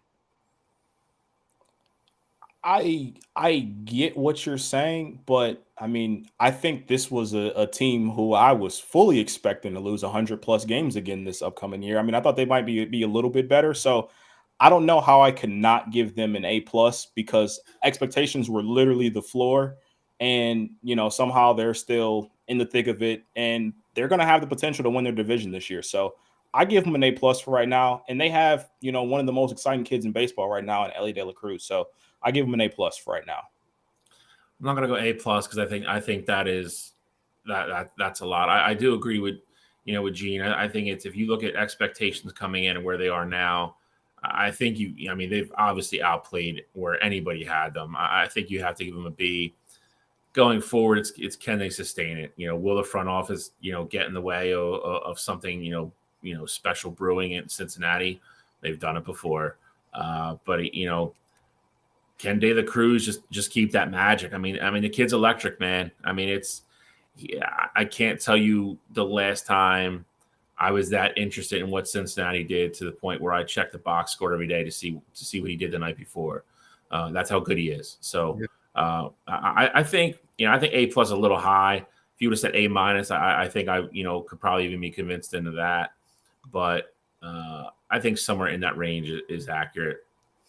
I think a big reason too why they also get an A+ if you would have told me back in April that in July we'd be having a conversation about the Cincinnati Reds on this podcast, I would have just looked at you like you had a third eyeball. So the fact they're getting love on this show, that they're at A+ level to me, that was not expected at all. And I think they're at A+ for what they've done, but I give them a B because their organization.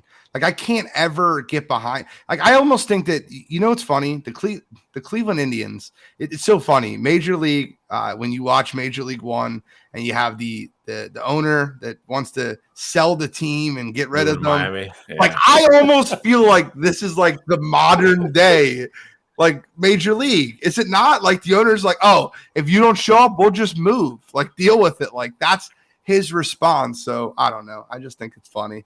I think the crappy part of that is when they do put a good team on the field, that city supports that team. Like, that ballpark will be, it's crowded now, but you let them contend into August, that place will be sold out every night. So I don't know where the disconnect is between ownership and the fans. Like, the fans just want, just give us a good team and we'll show up and watch them. And then the owner is just like, like Gene said, like, yeah, I mean, I'm taking calls from Nashville. Maybe we same state too, bro. How does that, like, I feel like they messed it up. It should have been Cincinnati instead of Cleveland. I wonder if they came into like their winter meetings and like, hey, we're gonna pull the Major League this year. we need to move. All right, give me the next team. Next team on the list. Next team on the list, the Atlanta Braves. I mean, A+. They're the best team in baseball. They're the best roster in baseball. They're the best scouts in baseball. They're the best constructed team in baseball. The only thing they need to do is win in October. That's all they have to do. They did that 2 years ago, but they have the best overall everything, top to bottom in baseball. A+. I don't know how you can give them anything else. I give them an A. Only reason they don't get the plus is because this was expected. This was the expectation coming into the year. I get it. They've been the best team in baseball, and they have all these players that are playing phenomenal. There's a reason why they have so many guys going to the All-Star game, but it was one of those things that it's kind of been expected from this Braves team. So that's the only reason why they don't get the extra plus from me. What do you got to do to get an A+? They're 9 games up in division. No, what I'm saying, though, is expectation versus reality. Expectation versus reality. Like, I was expecting the Braves to be as well as they are. Literally, Cincinnati, if you tell me right now that, they are 20 games under 500 and they are ready to ship Joey Votto to the Yankees, I would have been on board. I would have been thinking that this is prime Reds talk. The fact that they were getting played. They had an 11-game win streak. They beat the Braves. Ellie De La Cruz is the most exciting guy in baseball right now. That's the reason why the Reds get so much love, and they get that extra plus. The Braves, we've seen this show before. Braves are playing great, and I want to give them their love, but they don't get the extra plus because it's expected. All right, man. Cottrell, my guy. If anybody on this list that we're gonna go over deserves an A+, it's got to be Atlanta Braves. and dude, like you're talking about the most anti-Braves guy ever, from growing up and losing to them 30 times a year, every year after year after year. Gene hit everything. They have the best roster in baseball. They're playing the best baseball. Billy Brancato just put they're like 20-4 in June. They have the NL MVP on their team and Ronald Acuna Jr. They have like 9 starting pitchers that they just rotate through when one gets hurt. And if you have like one bad start, you should ship down to the minors. It's crazy. It's the depth, the coaching, the play, everything. They are the best team in baseball. And the one question mark they have is, can this roster win in October? It's the one thing they haven't done yet. So that's currently configured. I mean, they did win one a couple years ago. This one's going to be interesting because it's changed dramatically in the last 24 hours. Anaheim Angels. I mean, I see. Mike Trout's out. Shohei Ohtani's on the DL. He's gonna be out for a little while. I am so sick of this, right? And I don't mean this. Like, Mike Trout goes 3 for 4 with 2 home runs. Shohei Ohtani has done something that no one in the world has ever seen, and the Angels lose 7-4. Like, I can't see it. I can't. But that hasn't been the case this year, though. They were actually, winning games before this happened. And for Mike Trout not to be having his normal Mike Trout year, and obviously Shohei is doing stupid things like batting 300 and having 30 home runs at this point while still being an ace for them. I think before, like a week ago, this probably would have been a B. But right now, I don't know how you can go any higher than C. Like I almost think, Trout being out as long as he has, I think you're back in discussion about shipping Ohtani before the deadline passes. So I would agree. I would have said a B before, last night. How Rendon's going to be out, a couple games. Shohei is apparently going to play tonight. He's just going to hit though. He's not going to pitch for a while though, until that blister's completely gone. And if you've watched baseball long enough, you know how much blisters can be a nagging injury to starting pitchers. It's annoying, but it's just something they deal with because they just create so much friction on their hands because they spin the ball so much. Trout is obviously the big one. Not having a Trout year per se, still has 18 home runs, almost 50 RBIs. He's now out anywhere from 2 to 8 weeks. And, even a broken bone, it's not going to be 2 weeks. So, I mean, you're not going to see him until September. They're probably out of it from there, out of it by then. So I'm going to go with C. I would have went with B last night or 2 nights ago. And I think if you're the Angels at this point, I think you have to start picking up the phone and saying, give me your absolute best shot for Shohei. Because I just don't think there's any shot he doesn't. I'm not saying he doesn't end up back with the Angels. I think they could offer him stupid money just like anybody else can. But there's no shot he doesn't test free agency. I don't think there's any shot he signs an extension like Trout did before hitting free agency. So I think you got to put him out there and see what you can get for him as a rental for the rest of the year and go from there. It's at least 10 Wawas, Billy. And like good ones, not like Northeast Philly ones. Jeez. Shots fired on Northeast Philly.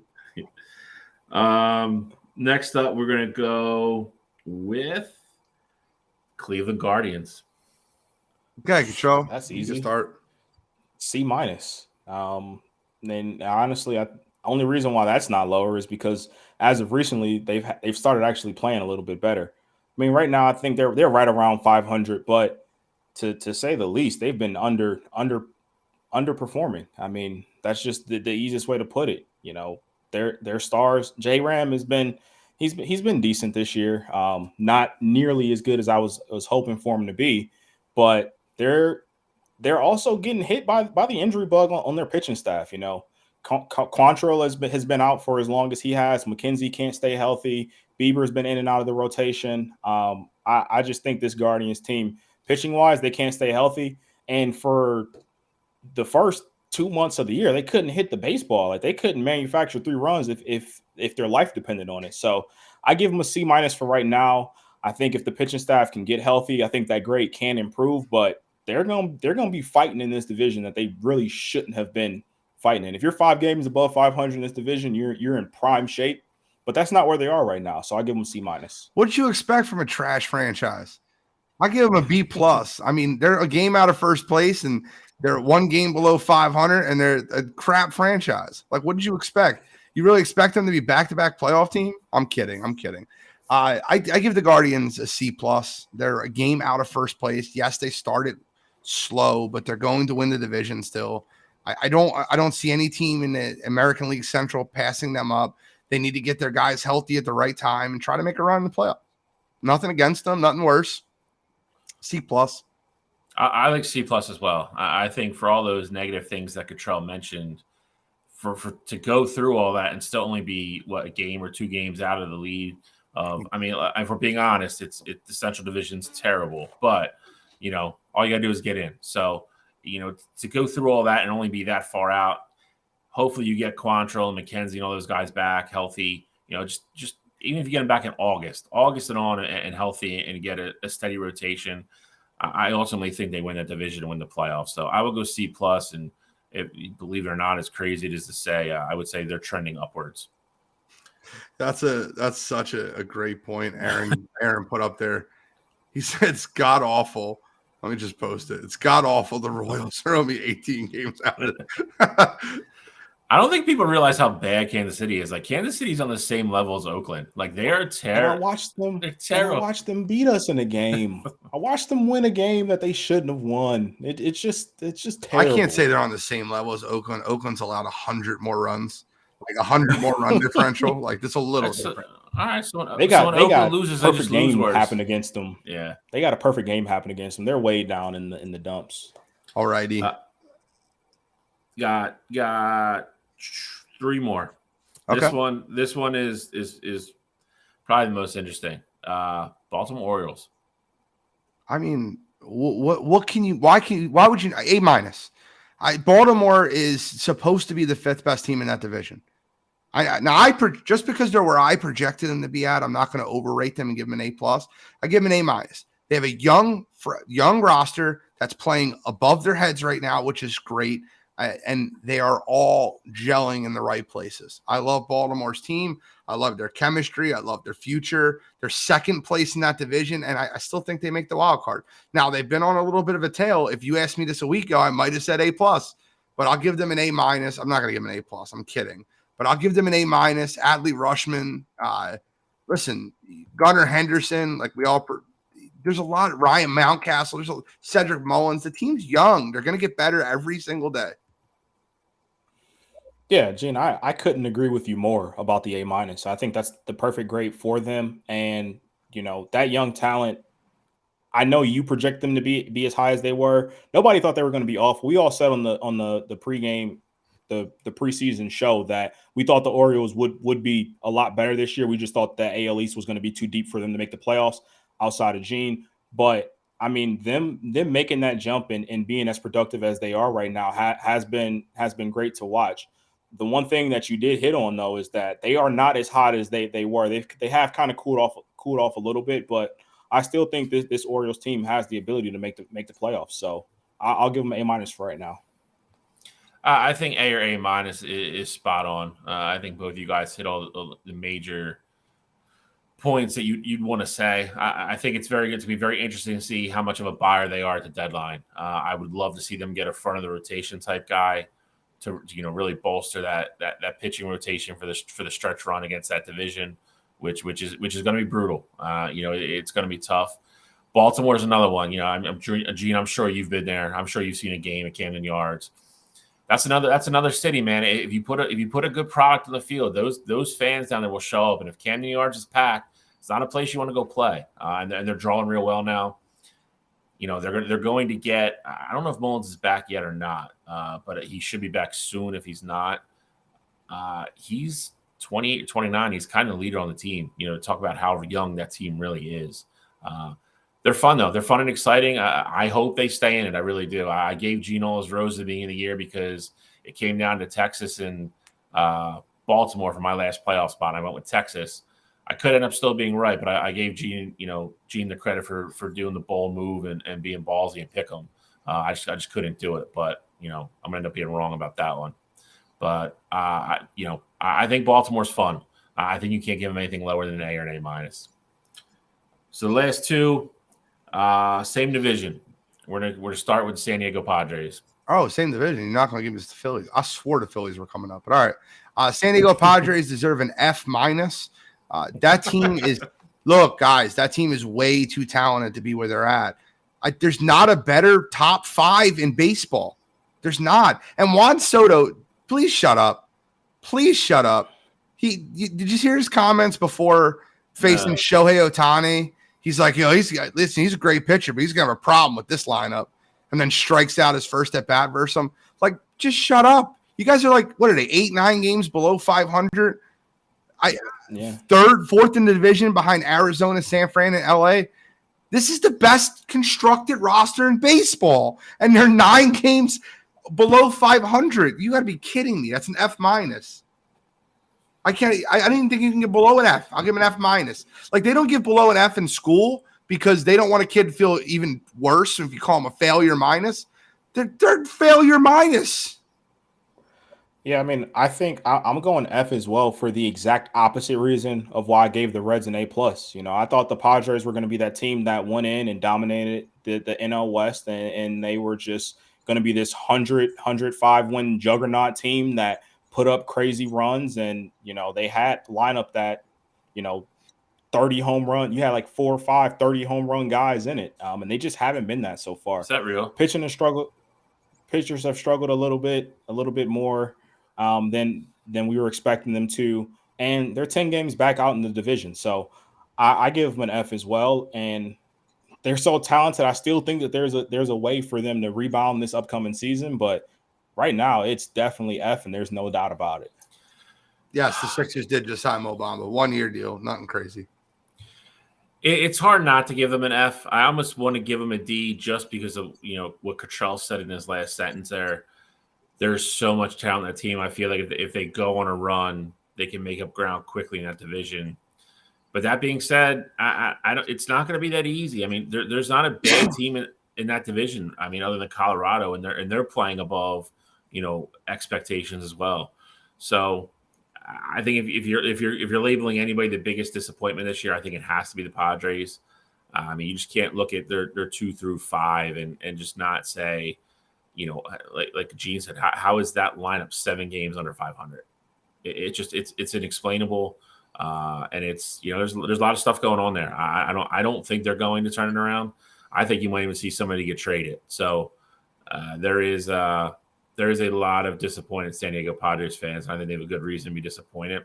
I don't think they make the playoffs. I don't. I think it's going to be crazy that lineup with that payroll and that amount of talent is not going to be playing postseason baseball.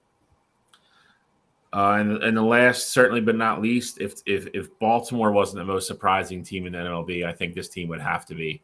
I will go with the Arizona Diamondbacks. That's an A+. That's my A+. If I was giving any team an A+, it's Arizona. They play in arguably probably the second toughest division in baseball with the Dodgers, Padres, and Giants. They have Zach Gallen is pitching his ass off. Guys, like 10 strikeouts per 9, which is incredible. I think it's like 9.8. It's close enough. 10-3. And listen, don't get it twisted. They also have Merrill Kelly pitching great too. Their pitching staff is good. They're hitting the ball. That ballpark as it is a bit of a launch pad. So they have 4 guys on their team that have 15 home runs or more. Christian Walker, Kettle Marte, Corbin Carroll's been incredible. Guy does it all for them. Yeah, I give them an A+. I really love what Arizona's doing. Similar to expectation of the Cincinnati Reds, I give Arizona as well an A+. Gene, I hate that I keep agreeing with you on these grades, but I'm going to try my best to be consistent here. Arizona is one of those teams who, between them and the Rockies, I thought it was going to be a battle of last place in that division. There's at no point where I thought, in July, we're going to be talking about them being atop of that NL West division. I just didn't think that was going to be possible for this team. And they've fully exceeded expectations. And this is going to be a team that's in the playoffs. So I think for them going into the season with very, very little expectations. And now they're one of those teams that, I think come September, October, they're going to probably be, if they win the NL West, they're going to be a 1 or 2 seed. So they're going to be a team that we're talking about potentially winning a World Series this year. So I give the Arizona Diamondbacks an A+ for what they've done so far. I don't know if you're still listening to AC. I appreciate you though, bro. Thanks for listening from the road. Appreciate the love and support. Yeah, I mean, I don't think you can give Arizona anything other than an A. For all the reasons you guys listed with Gallen, Kelly. You take a step back and look at them objectively, and now you look at them kind of through a different lens because they're being successful. But you look at them and they have a roster and they play baseball a way that's conducive with winning in the postseason.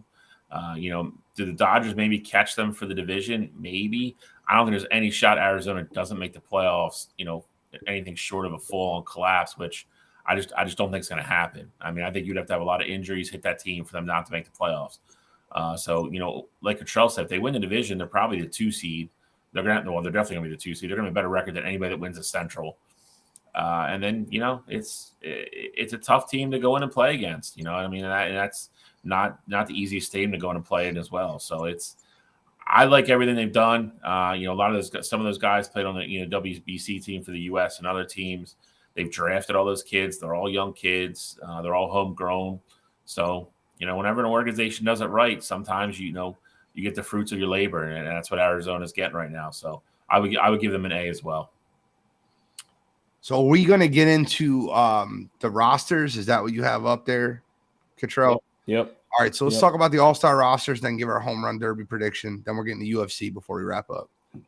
So for clarification, these are post the new injury designations because, obviously like Judge isn't playing and, Jordan's not playing, things like that. So it's not fully updated, but this is where we were at. AL, man. Beforehand. AL in the course of a week lost Judge, Trout, and Jordan. That's wild.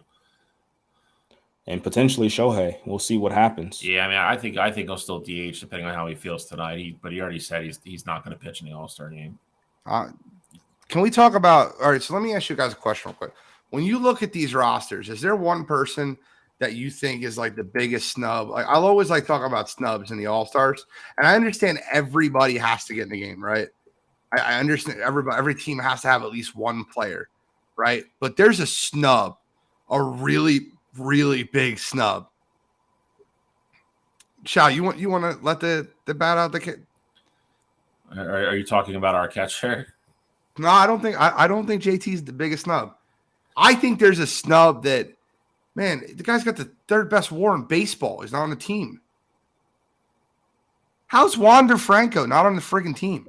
He was a replacement. He replaced Judge. Thank God. Wander Franco needs to be on the damn team. That's why I was just wondering where the hell you were going. Yeah, Wander's on the team. But he wasn't originally. He wasn't. One of the biggest snubs I've ever seen in my life. He's got the third best WAR in baseball. I'm trying to think. It's hard to look at without seeing the starters. So did Matt Chapman finally get on yet? Because it's another snub. Matt Chapman. You guys both had him starting, right? No, you had him starting. I had I forgot who I had. Oh, you had J-Ram starting. I had J-Ram. Yeah, Matt Chapman didn't make the All-Star team. Is he an injury replacement yet? It's another ridiculous snub. I don't know. What's the American League's literally turned over half their roster because McClanahan's not going to pitch now either. They lost some star power, man. They did. Well, for the NL, they listed a couple snubs. I think Kettle Marte is definitely a snub in the NL, if I'm being completely honest with you. But I don't know where you put him. That NL infield is silly. Well, the problem you have with that is, I'm assuming Arias is the only Marlin on the team, so you can't move him. You're not going to move him anyway. Agreed. He deserves to be there, but I'm just going. I mean, you're going Freddie, Olsen. Yeah, I don't know. I mean, you could argue Arciage because he hasn't played enough games, but I mean, talent, production. I mean, you can't say the kid's not an all-star. That's tough. I don't know where you put him. I don't know. I would take him over Alonso. I mean, I don't think you need the third first baseman, if I'm being 100% honest. Yeah, no, Pete Alonso. But Pete Alonso's in the home run derby, so. Well, exactly. And that's where that gets tricky.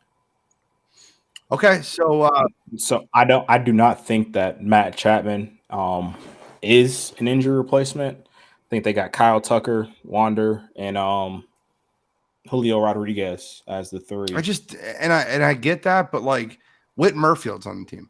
And if you put Matt Chapman's numbers against Whit Merfield's, it's laughable. It's literally laughable. I know they play two different positions. I understand that. I'm not but they're infielders, right, on the roster. And I just can't look at that roster and look at it and say Wander Franco wasn't on the roster and Whit Merfield was. I get it. KC needs somebody. Yeah, I was going to say, who else would you put? I mean, I guess you could. I mean, I don't know how you would, but it'd be either him or Bobby Witt. So I don't know. Actually, KC doesn't need anybody. Oh, they got somebody else on the list. Yeah. So it's kind of laughable to me that Whit Merfield made the team. But that's the snubs I see. I don't think JT's a snub. I think he didn't have a great season. I mean, I think you could have put him over Elias Diaz, but that's what you're arguing. What? Yeah, I'm not arguing him to start over Murphy or Smith. He's definitely had a better year than Diaz, and he's just a better player than Diaz. But he's definitely a better player. I don't know if he's had a better year. I have to look at. I agree with this connection room stat. Perfect. He's like, I don't like that. I hate that every team has to have one. By the way, speaking of that, that's my you got to be kidding me tonight. I won't get into it, but it has something to do with what he just said right there. I think normally if baseball is in a good spot, normally you don't have lists like this where somebody gets, I mean, of course, every year you're going to have a snub, here and there. And regardless of if you think that you don't want every team to have one person make the team, usually there's at least one person on these MLB rosters that's deserving, or at least close to deserving, of an all-star bid. Now, I think the one thing for me is, and numbers wise, he's not there, but I think the MLB should have found a way to get Ellie De La Cruz in this game. And I get it. Numbers wise, he's not They're still trying to. He hasn't played the full season and things like that. But I think right now he's literally your hottest name right now. And so for him not to be a part of this game, I just think that's a disservice to baseball fans. They're still trying to. They haven't named the 8th person in the home run derby, and a lot of people think it's going to be Ellie. I saw that he declined, though. He had already declined and said he didn't want to be a part of the derby. I get what you're saying in terms of fans and everything, but at the same time, like it as silly as it is with certain aspects of it. I mean, you do have to earn it. I mean, it's and some of these guys do have incentives and everything else. So if you have guys that have played all year that you have numbers of deserving to be there, you can't really put them in over somebody like that. Spot on.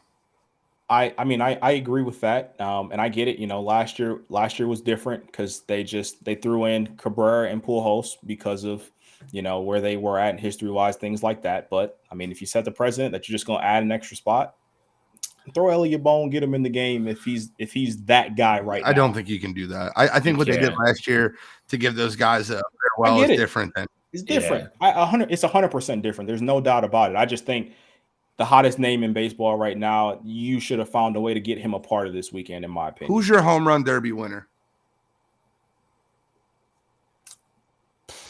I have mine. I'm going polar bear again. I understand it'd be nice for Julio to do it in his hometown, but I'm going Pete Alonso. He's got the perfect swing for it. I think he should do it every year, and I think people should take turns trying to knock him off because he's great at it. I'll take Pete Alonso to win it. I'm going polar bear as well. He's won it like every other year. If he wins this next weekend or next week, he will be only the second person to ever win it 3 times with Junior. So I think he barely missed out last year. He came up a tad bit short. I think he gets it done this year. I got him over Vlad Guerrero in the finals. I just don't know if that'll be feasible because we don't have the bracket yet because we don't have the 8th player. So that might have to be updated. But I do have Alonso as my champ, and believe it or not, I got Adley as a dark horse. Okay. I don't think Adley's a bad pick. Cottrell? I got J-Rod. I think Julio Rodriguez is going to be the guy who, I know we haven't seen the bracket yet. I think he's going to get a little bit easier of a draw. I would not be surprised at all if you have Pete Alonso on the opposite side of him and, they wouldn't match up. I think they draw it based off your total home runs. I don't think there's Oh, really? Yeah, I think it's not. Okay. It's seeded off your total home runs. Okay, I didn't realize that it was off the total. I thought it was just, they put together these matchups. But yeah, I think Julio Rodriguez wins it. Obviously he had his coming out party last year at the Derby. I think him being out in front of it, his home fans, things like that, he's going to be juiced and he's going to be ready to go. So I got J-Rod taking it home. Great comment from Kyle Edwards talking about, I see where you're coming from, Cottrell, for a sport of baseball that sucks at marketing. Up and comers, I get where you're coming from. I agree with them. I agree with Kyle, and I think Cottrell's got a point, but Shalley's point is just better. And I don't mean to say it. It is because people have incentive clauses in their contract, and you can't take money away from somebody because you want to. Right now, what we want is an attraction, not somebody that's absolutely earned it yet. Yeah, I mean, if you want to be mad at anybody, be mad at the management that we've already talked about a couple of times tonight. Be mad at Cincinnati for not having them up all year.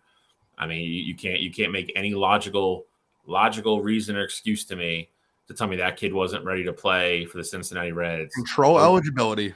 Opening day. Yeah, that's all it is. So, you don't even mad at anybody. You mad at the Reds front office. They just want to control eligibility. Let's get into UFC, gentlemen.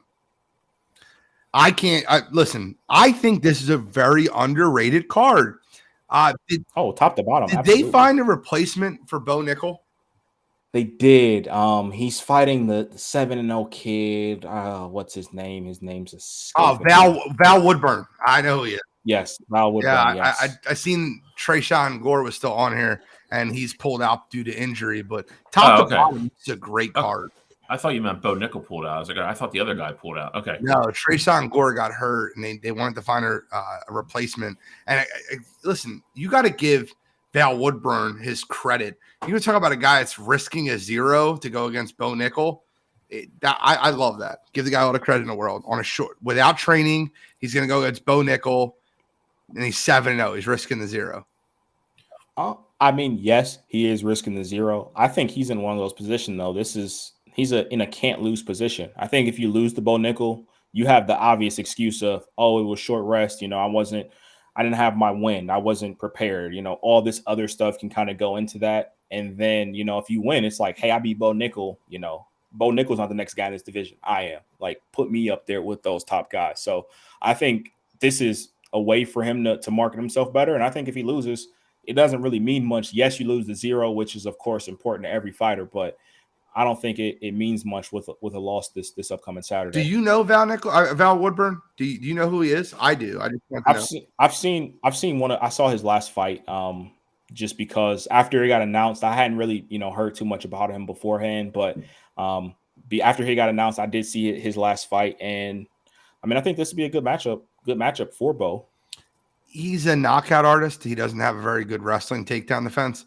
I think this is a really perfect matchup for Bo to let him show his stuff off, but he cannot get too comfortable. If he runs into a left, it could be night. I'm telling you that right now. You should handle him easily, but this is a fighter that has a puncher's chance. Valentin, the animal, has a puncher's chance to win this fight. I think with Val, though, too, is that, Bo obviously wants to get in close quarters. He wants to wrestle you. He wants to get in the clinch, things like that. I think with Val's power, that has the ability to potentially keep Bo at distance, at least for a little bit. Like if he gets caught with one of those shots, like, okay, this guy hits harder than anybody I've been in there before with. So I think that would potentially shift the fight a little bit, but I'm expecting Bo Nickel to win. I'm upset with Trayshawn Gore for pulling out of this fight. I get it, the injury.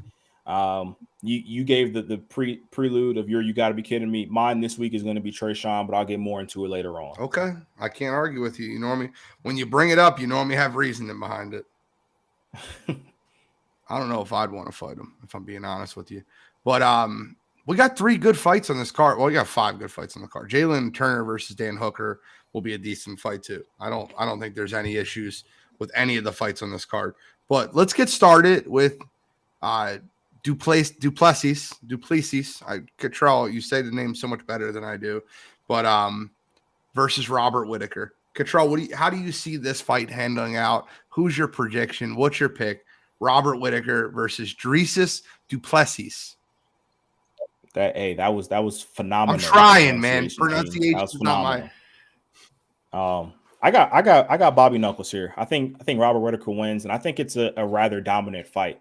I get it. Duplessis had a great showing his last couple fights, but I just think Robert Whitaker is on another level. Robert Whitaker is one of those guys that obviously we just had Pereira as our champion before Izzy took him out, but Robert Whitaker has been a staple of this middleweight division. I think he's going to have his way with Duplessis. I don't think Duplessis will be able to out-wrestle Bobby Knuckles. And if you want to strike with Robert Whitaker, you're at a disadvantage as well.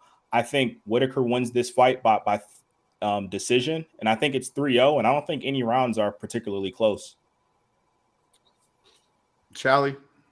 Gotta go with my man Cottrell on this one. I think Robert Whitaker 3-0. I think it's a dominating, unanimous decision.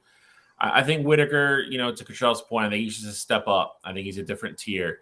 I think Robert Whitaker would probably be a champ, if he didn't have to, ever come across Izzy.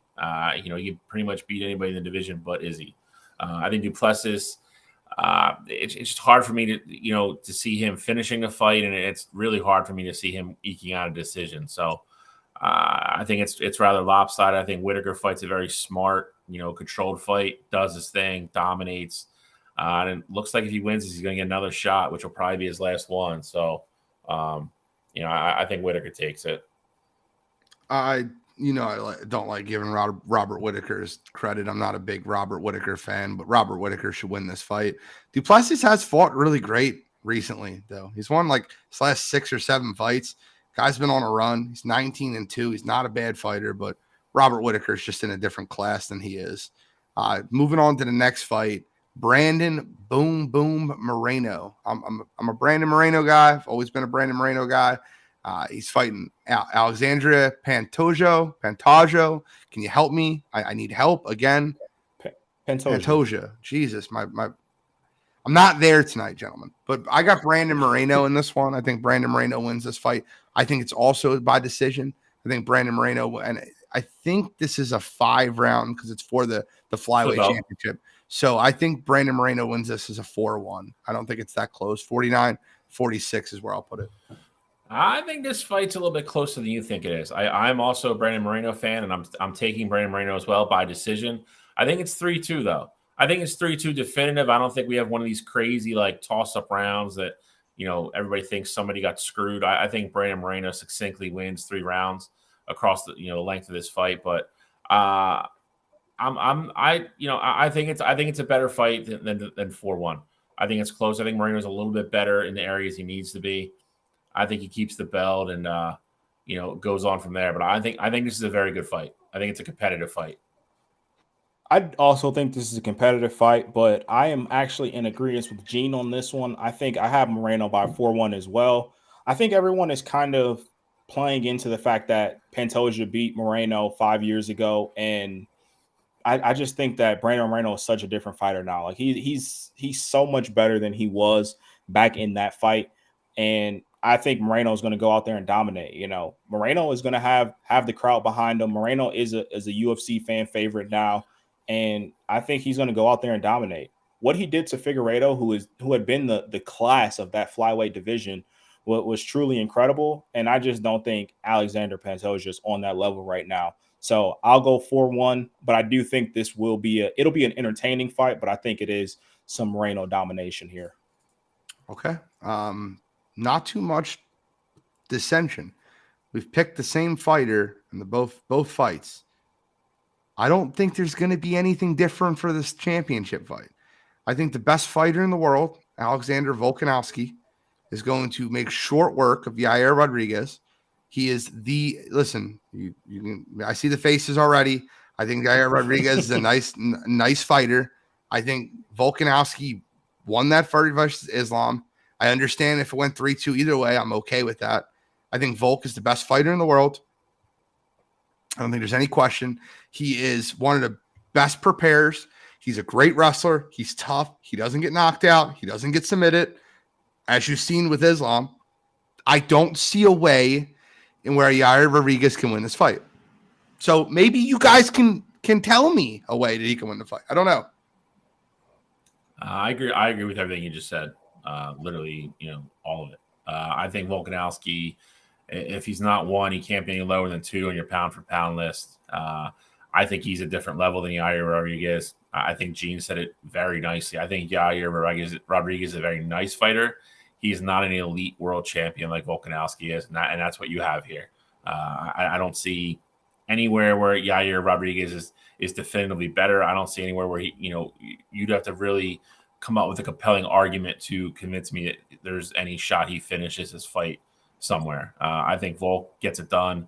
I think he finishes the fight. I'll go 4th round TKO, unifies the belts, be the undisputed, featherweight champ. And then, we'll see where he goes from there. But I think Volk gets it done. I think Volk looks good Saturday night. Okay. So let me preface this by saying Volk is, pound for pound number 1 or pound for pound number 2, whatever way you slice it. The disrespect of Yair Rodriguez, I'm just not. It's not disrespect. And I get it. It's the greatness of Volk. However you want to look at it, that's perfect. That's perfectly fine. Yair is Yair is one of those guys for me, and maybe it's just because like I feel like I've seen him go through the ranks of the UFC, and then him going through that injury, and then being as excited as I was for when he came back, and then him looking exactly how he did before he left. Maybe that's a part of where I'm feeling right now. But I think Yair Rodriguez is going to find a way to make this fight close. I think Yair is very unorthodox. You know, Volk's going to have a lot of just weird kicks and combos coming his way, and I think that is going to keep him on his toes.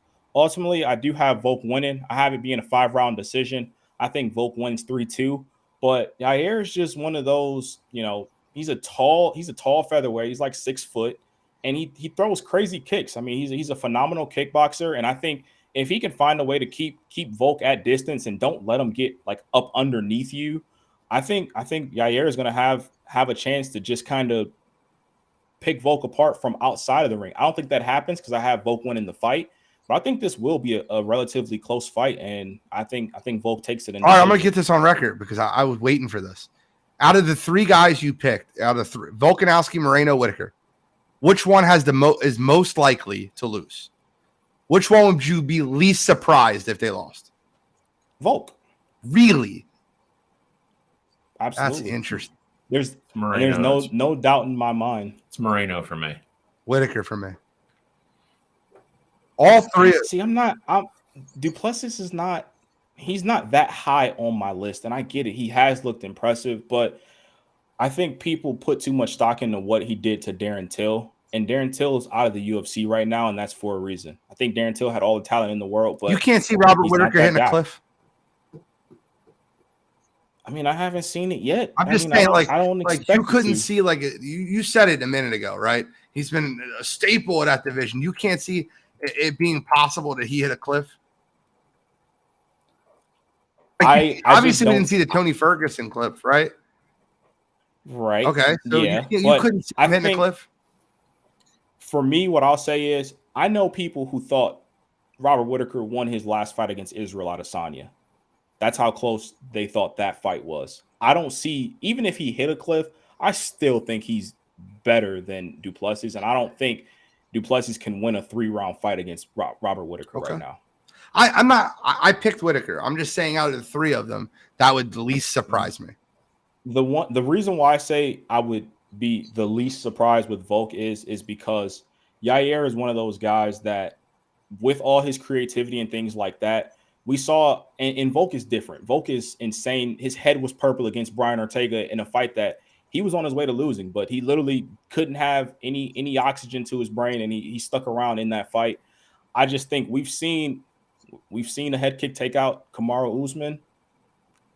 I wouldn't be surprised if Yair was losing in this fight and caught Volk with the head kick literally out of nowhere that Volk wasn't prepared for. That's all. That's kind of where my mind is at with this. That's fair. 8:53. Let's get into You Got to Be Kidding Me. I'm looking forward to this tonight. I got a good one. Cottrell apparently has a good one. Shal, are you prepared this week? Yeah, I got one that's kind of serious that just pissed me off. So yeah, I got a good one. All right, Cottrell starts off. So mine's not necessarily a good one, but the big thing for me is, Trishan Gore getting hurt during the week of fight week. Anytime a fighter has to pull out the week of a fight week, especially a fight this big, I just never fully understand it. What could you be going through in training where you are physically getting injured? You go through a vigorous 6, 8, 12-week preparation for a fight, and, for Trishan Gore, this was going to be his big opportunity to be on the main card. Trishan Gore is a nice up-and-coming talent who would have had, a really important fight against Bo Nickel, and you ruin it for what? What could you have possibly been doing in training that causes you to, I think it was a wrist injury ultimately that took him out of this fight. I just don't understand it at all. I'll never understand it. If it was, 3 weeks, 2 weeks where you're still vigorously getting it in, things like that. But the week of fight week, you should be focused on, your press conference talk, things like that, and getting the rest of the weight fully off you so that you're ready to go for the fight on Saturday. So Trishan Gore this week from, basically stealing a prime opportunity of us seeing a great fight. Come on, you gotta be kidding me. Just to be fair, and I don't know if you looked this up or not, but he injured his wrist in training and was trying to use stem cell to try to get the wrist ready. He pulled out late, trust me, but he injured it 2-3 weeks ago, and he's probably gonna need surgery to fix his wrist. But again, if that's what happened, I get it. You're trying to fight through that. Let somebody know. If you'd let the UFC know 3 weeks ago, they would have had a replacement. They would have had a replacement on standby. And I get it. That I agree with. But Val stepping in on short notice, and he's ready to fight Bo. But who knows what we could have gotten this fight? Maybe I highly doubt it. Maybe we would have saw Hamzat or Paulo Costa just thrown into the fire or something. Like I hate when fighters pull out last minute, a week of, and it's something like this. If it's food poisoning or, something like that, I fully understand that. But this was avoidable. I agree with that. I agree with the last part. I just think that, I don't know. You have that opportunity. You didn't want to let the UFC know too early because you wanted to get it fixed and you didn't want them to pull you from the fight. But I don't know. I can see both sides of that. We literally just saw this, though, with TJ Dillashaw. TJ Dillashaw hit his injury. You were absolutely correct. The whole entire time. And then what did he do? He went out there. He gave us a dud. You're right. You're right. Now he's out of the UFC. When you're right, you're right. I can't argue with you. I'll admit it. I'll stop. You're right. He came with a great example, too. Got to give him his credit there, shall we? Always. All right, shall we? Good. For me this week, I'm going to go with the 8th Circuit Judicial Judge Susan Miller.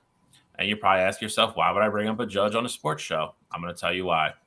She was a judge that was presiding over Jalen Kitna's child pornography case down in Florida. If you don't know who Jalen Kitna is, he was the Florida Gators quarterback, son of former Detroit Lions quarterback John Kitna, who got caught with child pornography on his social media and his phone. The resolution of the case came out today. What's the worst thing that can happen when you get caught with any kind of child porn? You have to go on Megan's list, right? Doesn't have to do that. Okay, so the next severe form of punishment would be jail time, right? Not getting that either. Does he have to pay a huge fine or anything like that? Nope, not doing that either. He ended up pleading to 2 counts of misdemeanor disorderly conduct. Disorderly conduct is a charge that people get when they get loud or getting drunken bar fights in the parking lot of a bar. Not people get caught with underage pictures of girls in a shower on their phone. It's disgusting. This is another example of why people get pissed off and upset with the judicial process and why athletes and famous people and people that come from money get away with things. This guy got caught sharing pictures of girls getting sexually abused on social media. And when the cops arrested him, then found pictures of 2 underage girls in a shower. And he's never going to have to register as a sex offender. He's not going to be a felon that will prevent him from getting any kind of employment in the future. He didn't have to do any jail time. He got 9 months probation, which is a joke. And he didn't even have to pay a fine. It's disgusting. It's awful. I don't even know, how to justify it or even what to say. This is the reason why people don't trust the government and don't trust the judicial process, because it's broken. It doesn't work. So this week for me, some random ass judge in Florida. Come on, you gotta be kidding me.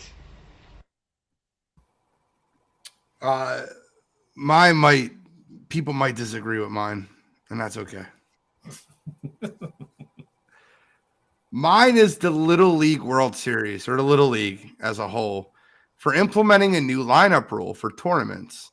They implemented the continuous lineup rule. If you don't know what that means, that's okay. I will help you. So the Little League World Series and the Little League is played. Tournament ball is played as it has been played for years, as if you play Major League Baseball. You got 9 guys in 9 guys in the field, 9 guys in the lineup. You can add a DH. They allow you to have a 10th guy, but that's it. That's all you can have. You travel with 13 kids. You bring a kid in to pinch hit, pinch run. Maybe one guy just pitches for you one game, but that's how the Little League's been played for years. The continuous rule means that every player that gets brought gets put in the lineup, all 13 of them, and they get to bat continuously, even if they're not in the game. You don't have the option to sit them either. So this is a rule. If the guy's on the roster and he's there, kid's on the roster and he's there, he has to play. So they listed it as it's about the kids having fun. That's why they did this. I am so sick. If it's about the kids having fun, do yourself a favor and put them in Peanut League, even Department of Rec League, not in the Little League World Series. This is tourney ball. This is the best of the best. These are the best kids that made it to the best. And you shouldn't have to be hampered by playing every kid on the roster. And guess what? There's a 12th kid on a roster or an 11th kid on a roster. It's still valuable. Kid might come in and pinch run for you. He might come in and pinch hit for you. He might come in to pitch an inning for you. But kids have to learn that. Not everyone plays. Not everyone gets a trophy. And I'm so sick of the pandering towards, well, we just want them to have fun. It's not the way it should be in the world. I apologize. Some kids are better than other kids. It's just what it is. Get better. It's a very soft society, and it's a really poor move on behalf of the Little League. And for that, this week, the Little League World Series. Come on, you gotta be kidding me. I did not know they implemented that, but Gene, I couldn't agree with you more. I mean, these kids are about to be headed to, and I'm sure they're already playing, most of them are already playing travel ball. They're going to be headed up to high school soon. It's not going to be that way. So they might as well get used to it now. So that's insane. I agree with you as well. You know how I feel about this stuff, so I really don't even have to go into this that much. Bro, I love it. I love playing tournament ball just for the year I did, because I knew when I went to a tournament, I wasn't going to start. I knew when I went to a tournament, I wasn't going to bat fourth or fifth like I do on my rec team that plays B North, right? I understood that, and I still wanted to do it. And I wanted to do it because I love being part of a team. I love coaching third. I love looking for the smart player, giving the adjustment to one of the players, or coming in and having one big hit. And I had one. I had a couple. I had a couple big hits playing with Shally's team. I did. I came in one game. I pinch hit, and I'll never forget it. Frank Hackett walks up to me, goes, "I don't care what you do, don't hit the ball on the ground. There's a runner on first and one out, and they didn't want me to get doubled up, and there was a runner on third. And I had a line drive single and 2 runs scored because they hit in the gap, and I got all the way to third because they threw it home and it got away from the catcher. And that mattered to me, right? Getting in that game at that moment. And I know I'm an adult, and I understand that, but that's the way sports is. Understanding your role. And that's why so many kids that come up and go playing the guys that were told their shit does not stink. They're the greatest player they've ever played with. And then they get to the NBA level, or they get to the MLB level, and they're a roster. They're a role player. They don't know how to take it. A lot of people. A lot of them. In fact, a lot of people don't realize Pat Bev was a instant scorer in college. The guy couldn't stop scoring. He's incredible. Hasn't averaged 10 points a game in years. Understands his role. I respect that. I'm off my soapbox now. You're listening to the Pandemic P podcast. Okay, Gene, I see you. I love those podcasts. The No Chill Bill, the Pandemic P. I love them all. I try to take in as much podcast and information as I possibly can to be able to give you guys a good show every week. But any final comments, gentlemen? I got one. I have a prayer to send out, and I think Shally's going to follow the prayer up. I think. Oh, I'm echoing all the same sentiments. So, if you guys don't know, guy that was on our show, Ed the Head, great guy, just recently had a heart attack. He's in the hospital right now, so I want to send prayers out to him and his family, and send all the prayers out to him, and wish him a speedy recovery. Great guy. He was on our show a couple weeks. And I just wanted to take this time and the platform I have to wish him and his family the most speediest recovery as possible. Yeah. So I know Ed, obviously a little bit better than Gene. Ed is, I've known Ed, through tournament softball for a long time. I've played against him. But Ed is also one of those guys that tries to, not tear other people down. I can't tell you how many conversations I've had with Ed about, what I could do different as a manager, or like what he likes about my team, like, what he thinks our strengths are, just doing a scouting report. And this is a team that, we can end up playing his team in 10 minutes. We were at Worlds a couple years ago, and I literally talked to him every day at the complex, and we were playing teams that he had played over the course of the year. He was giving me scouting reports.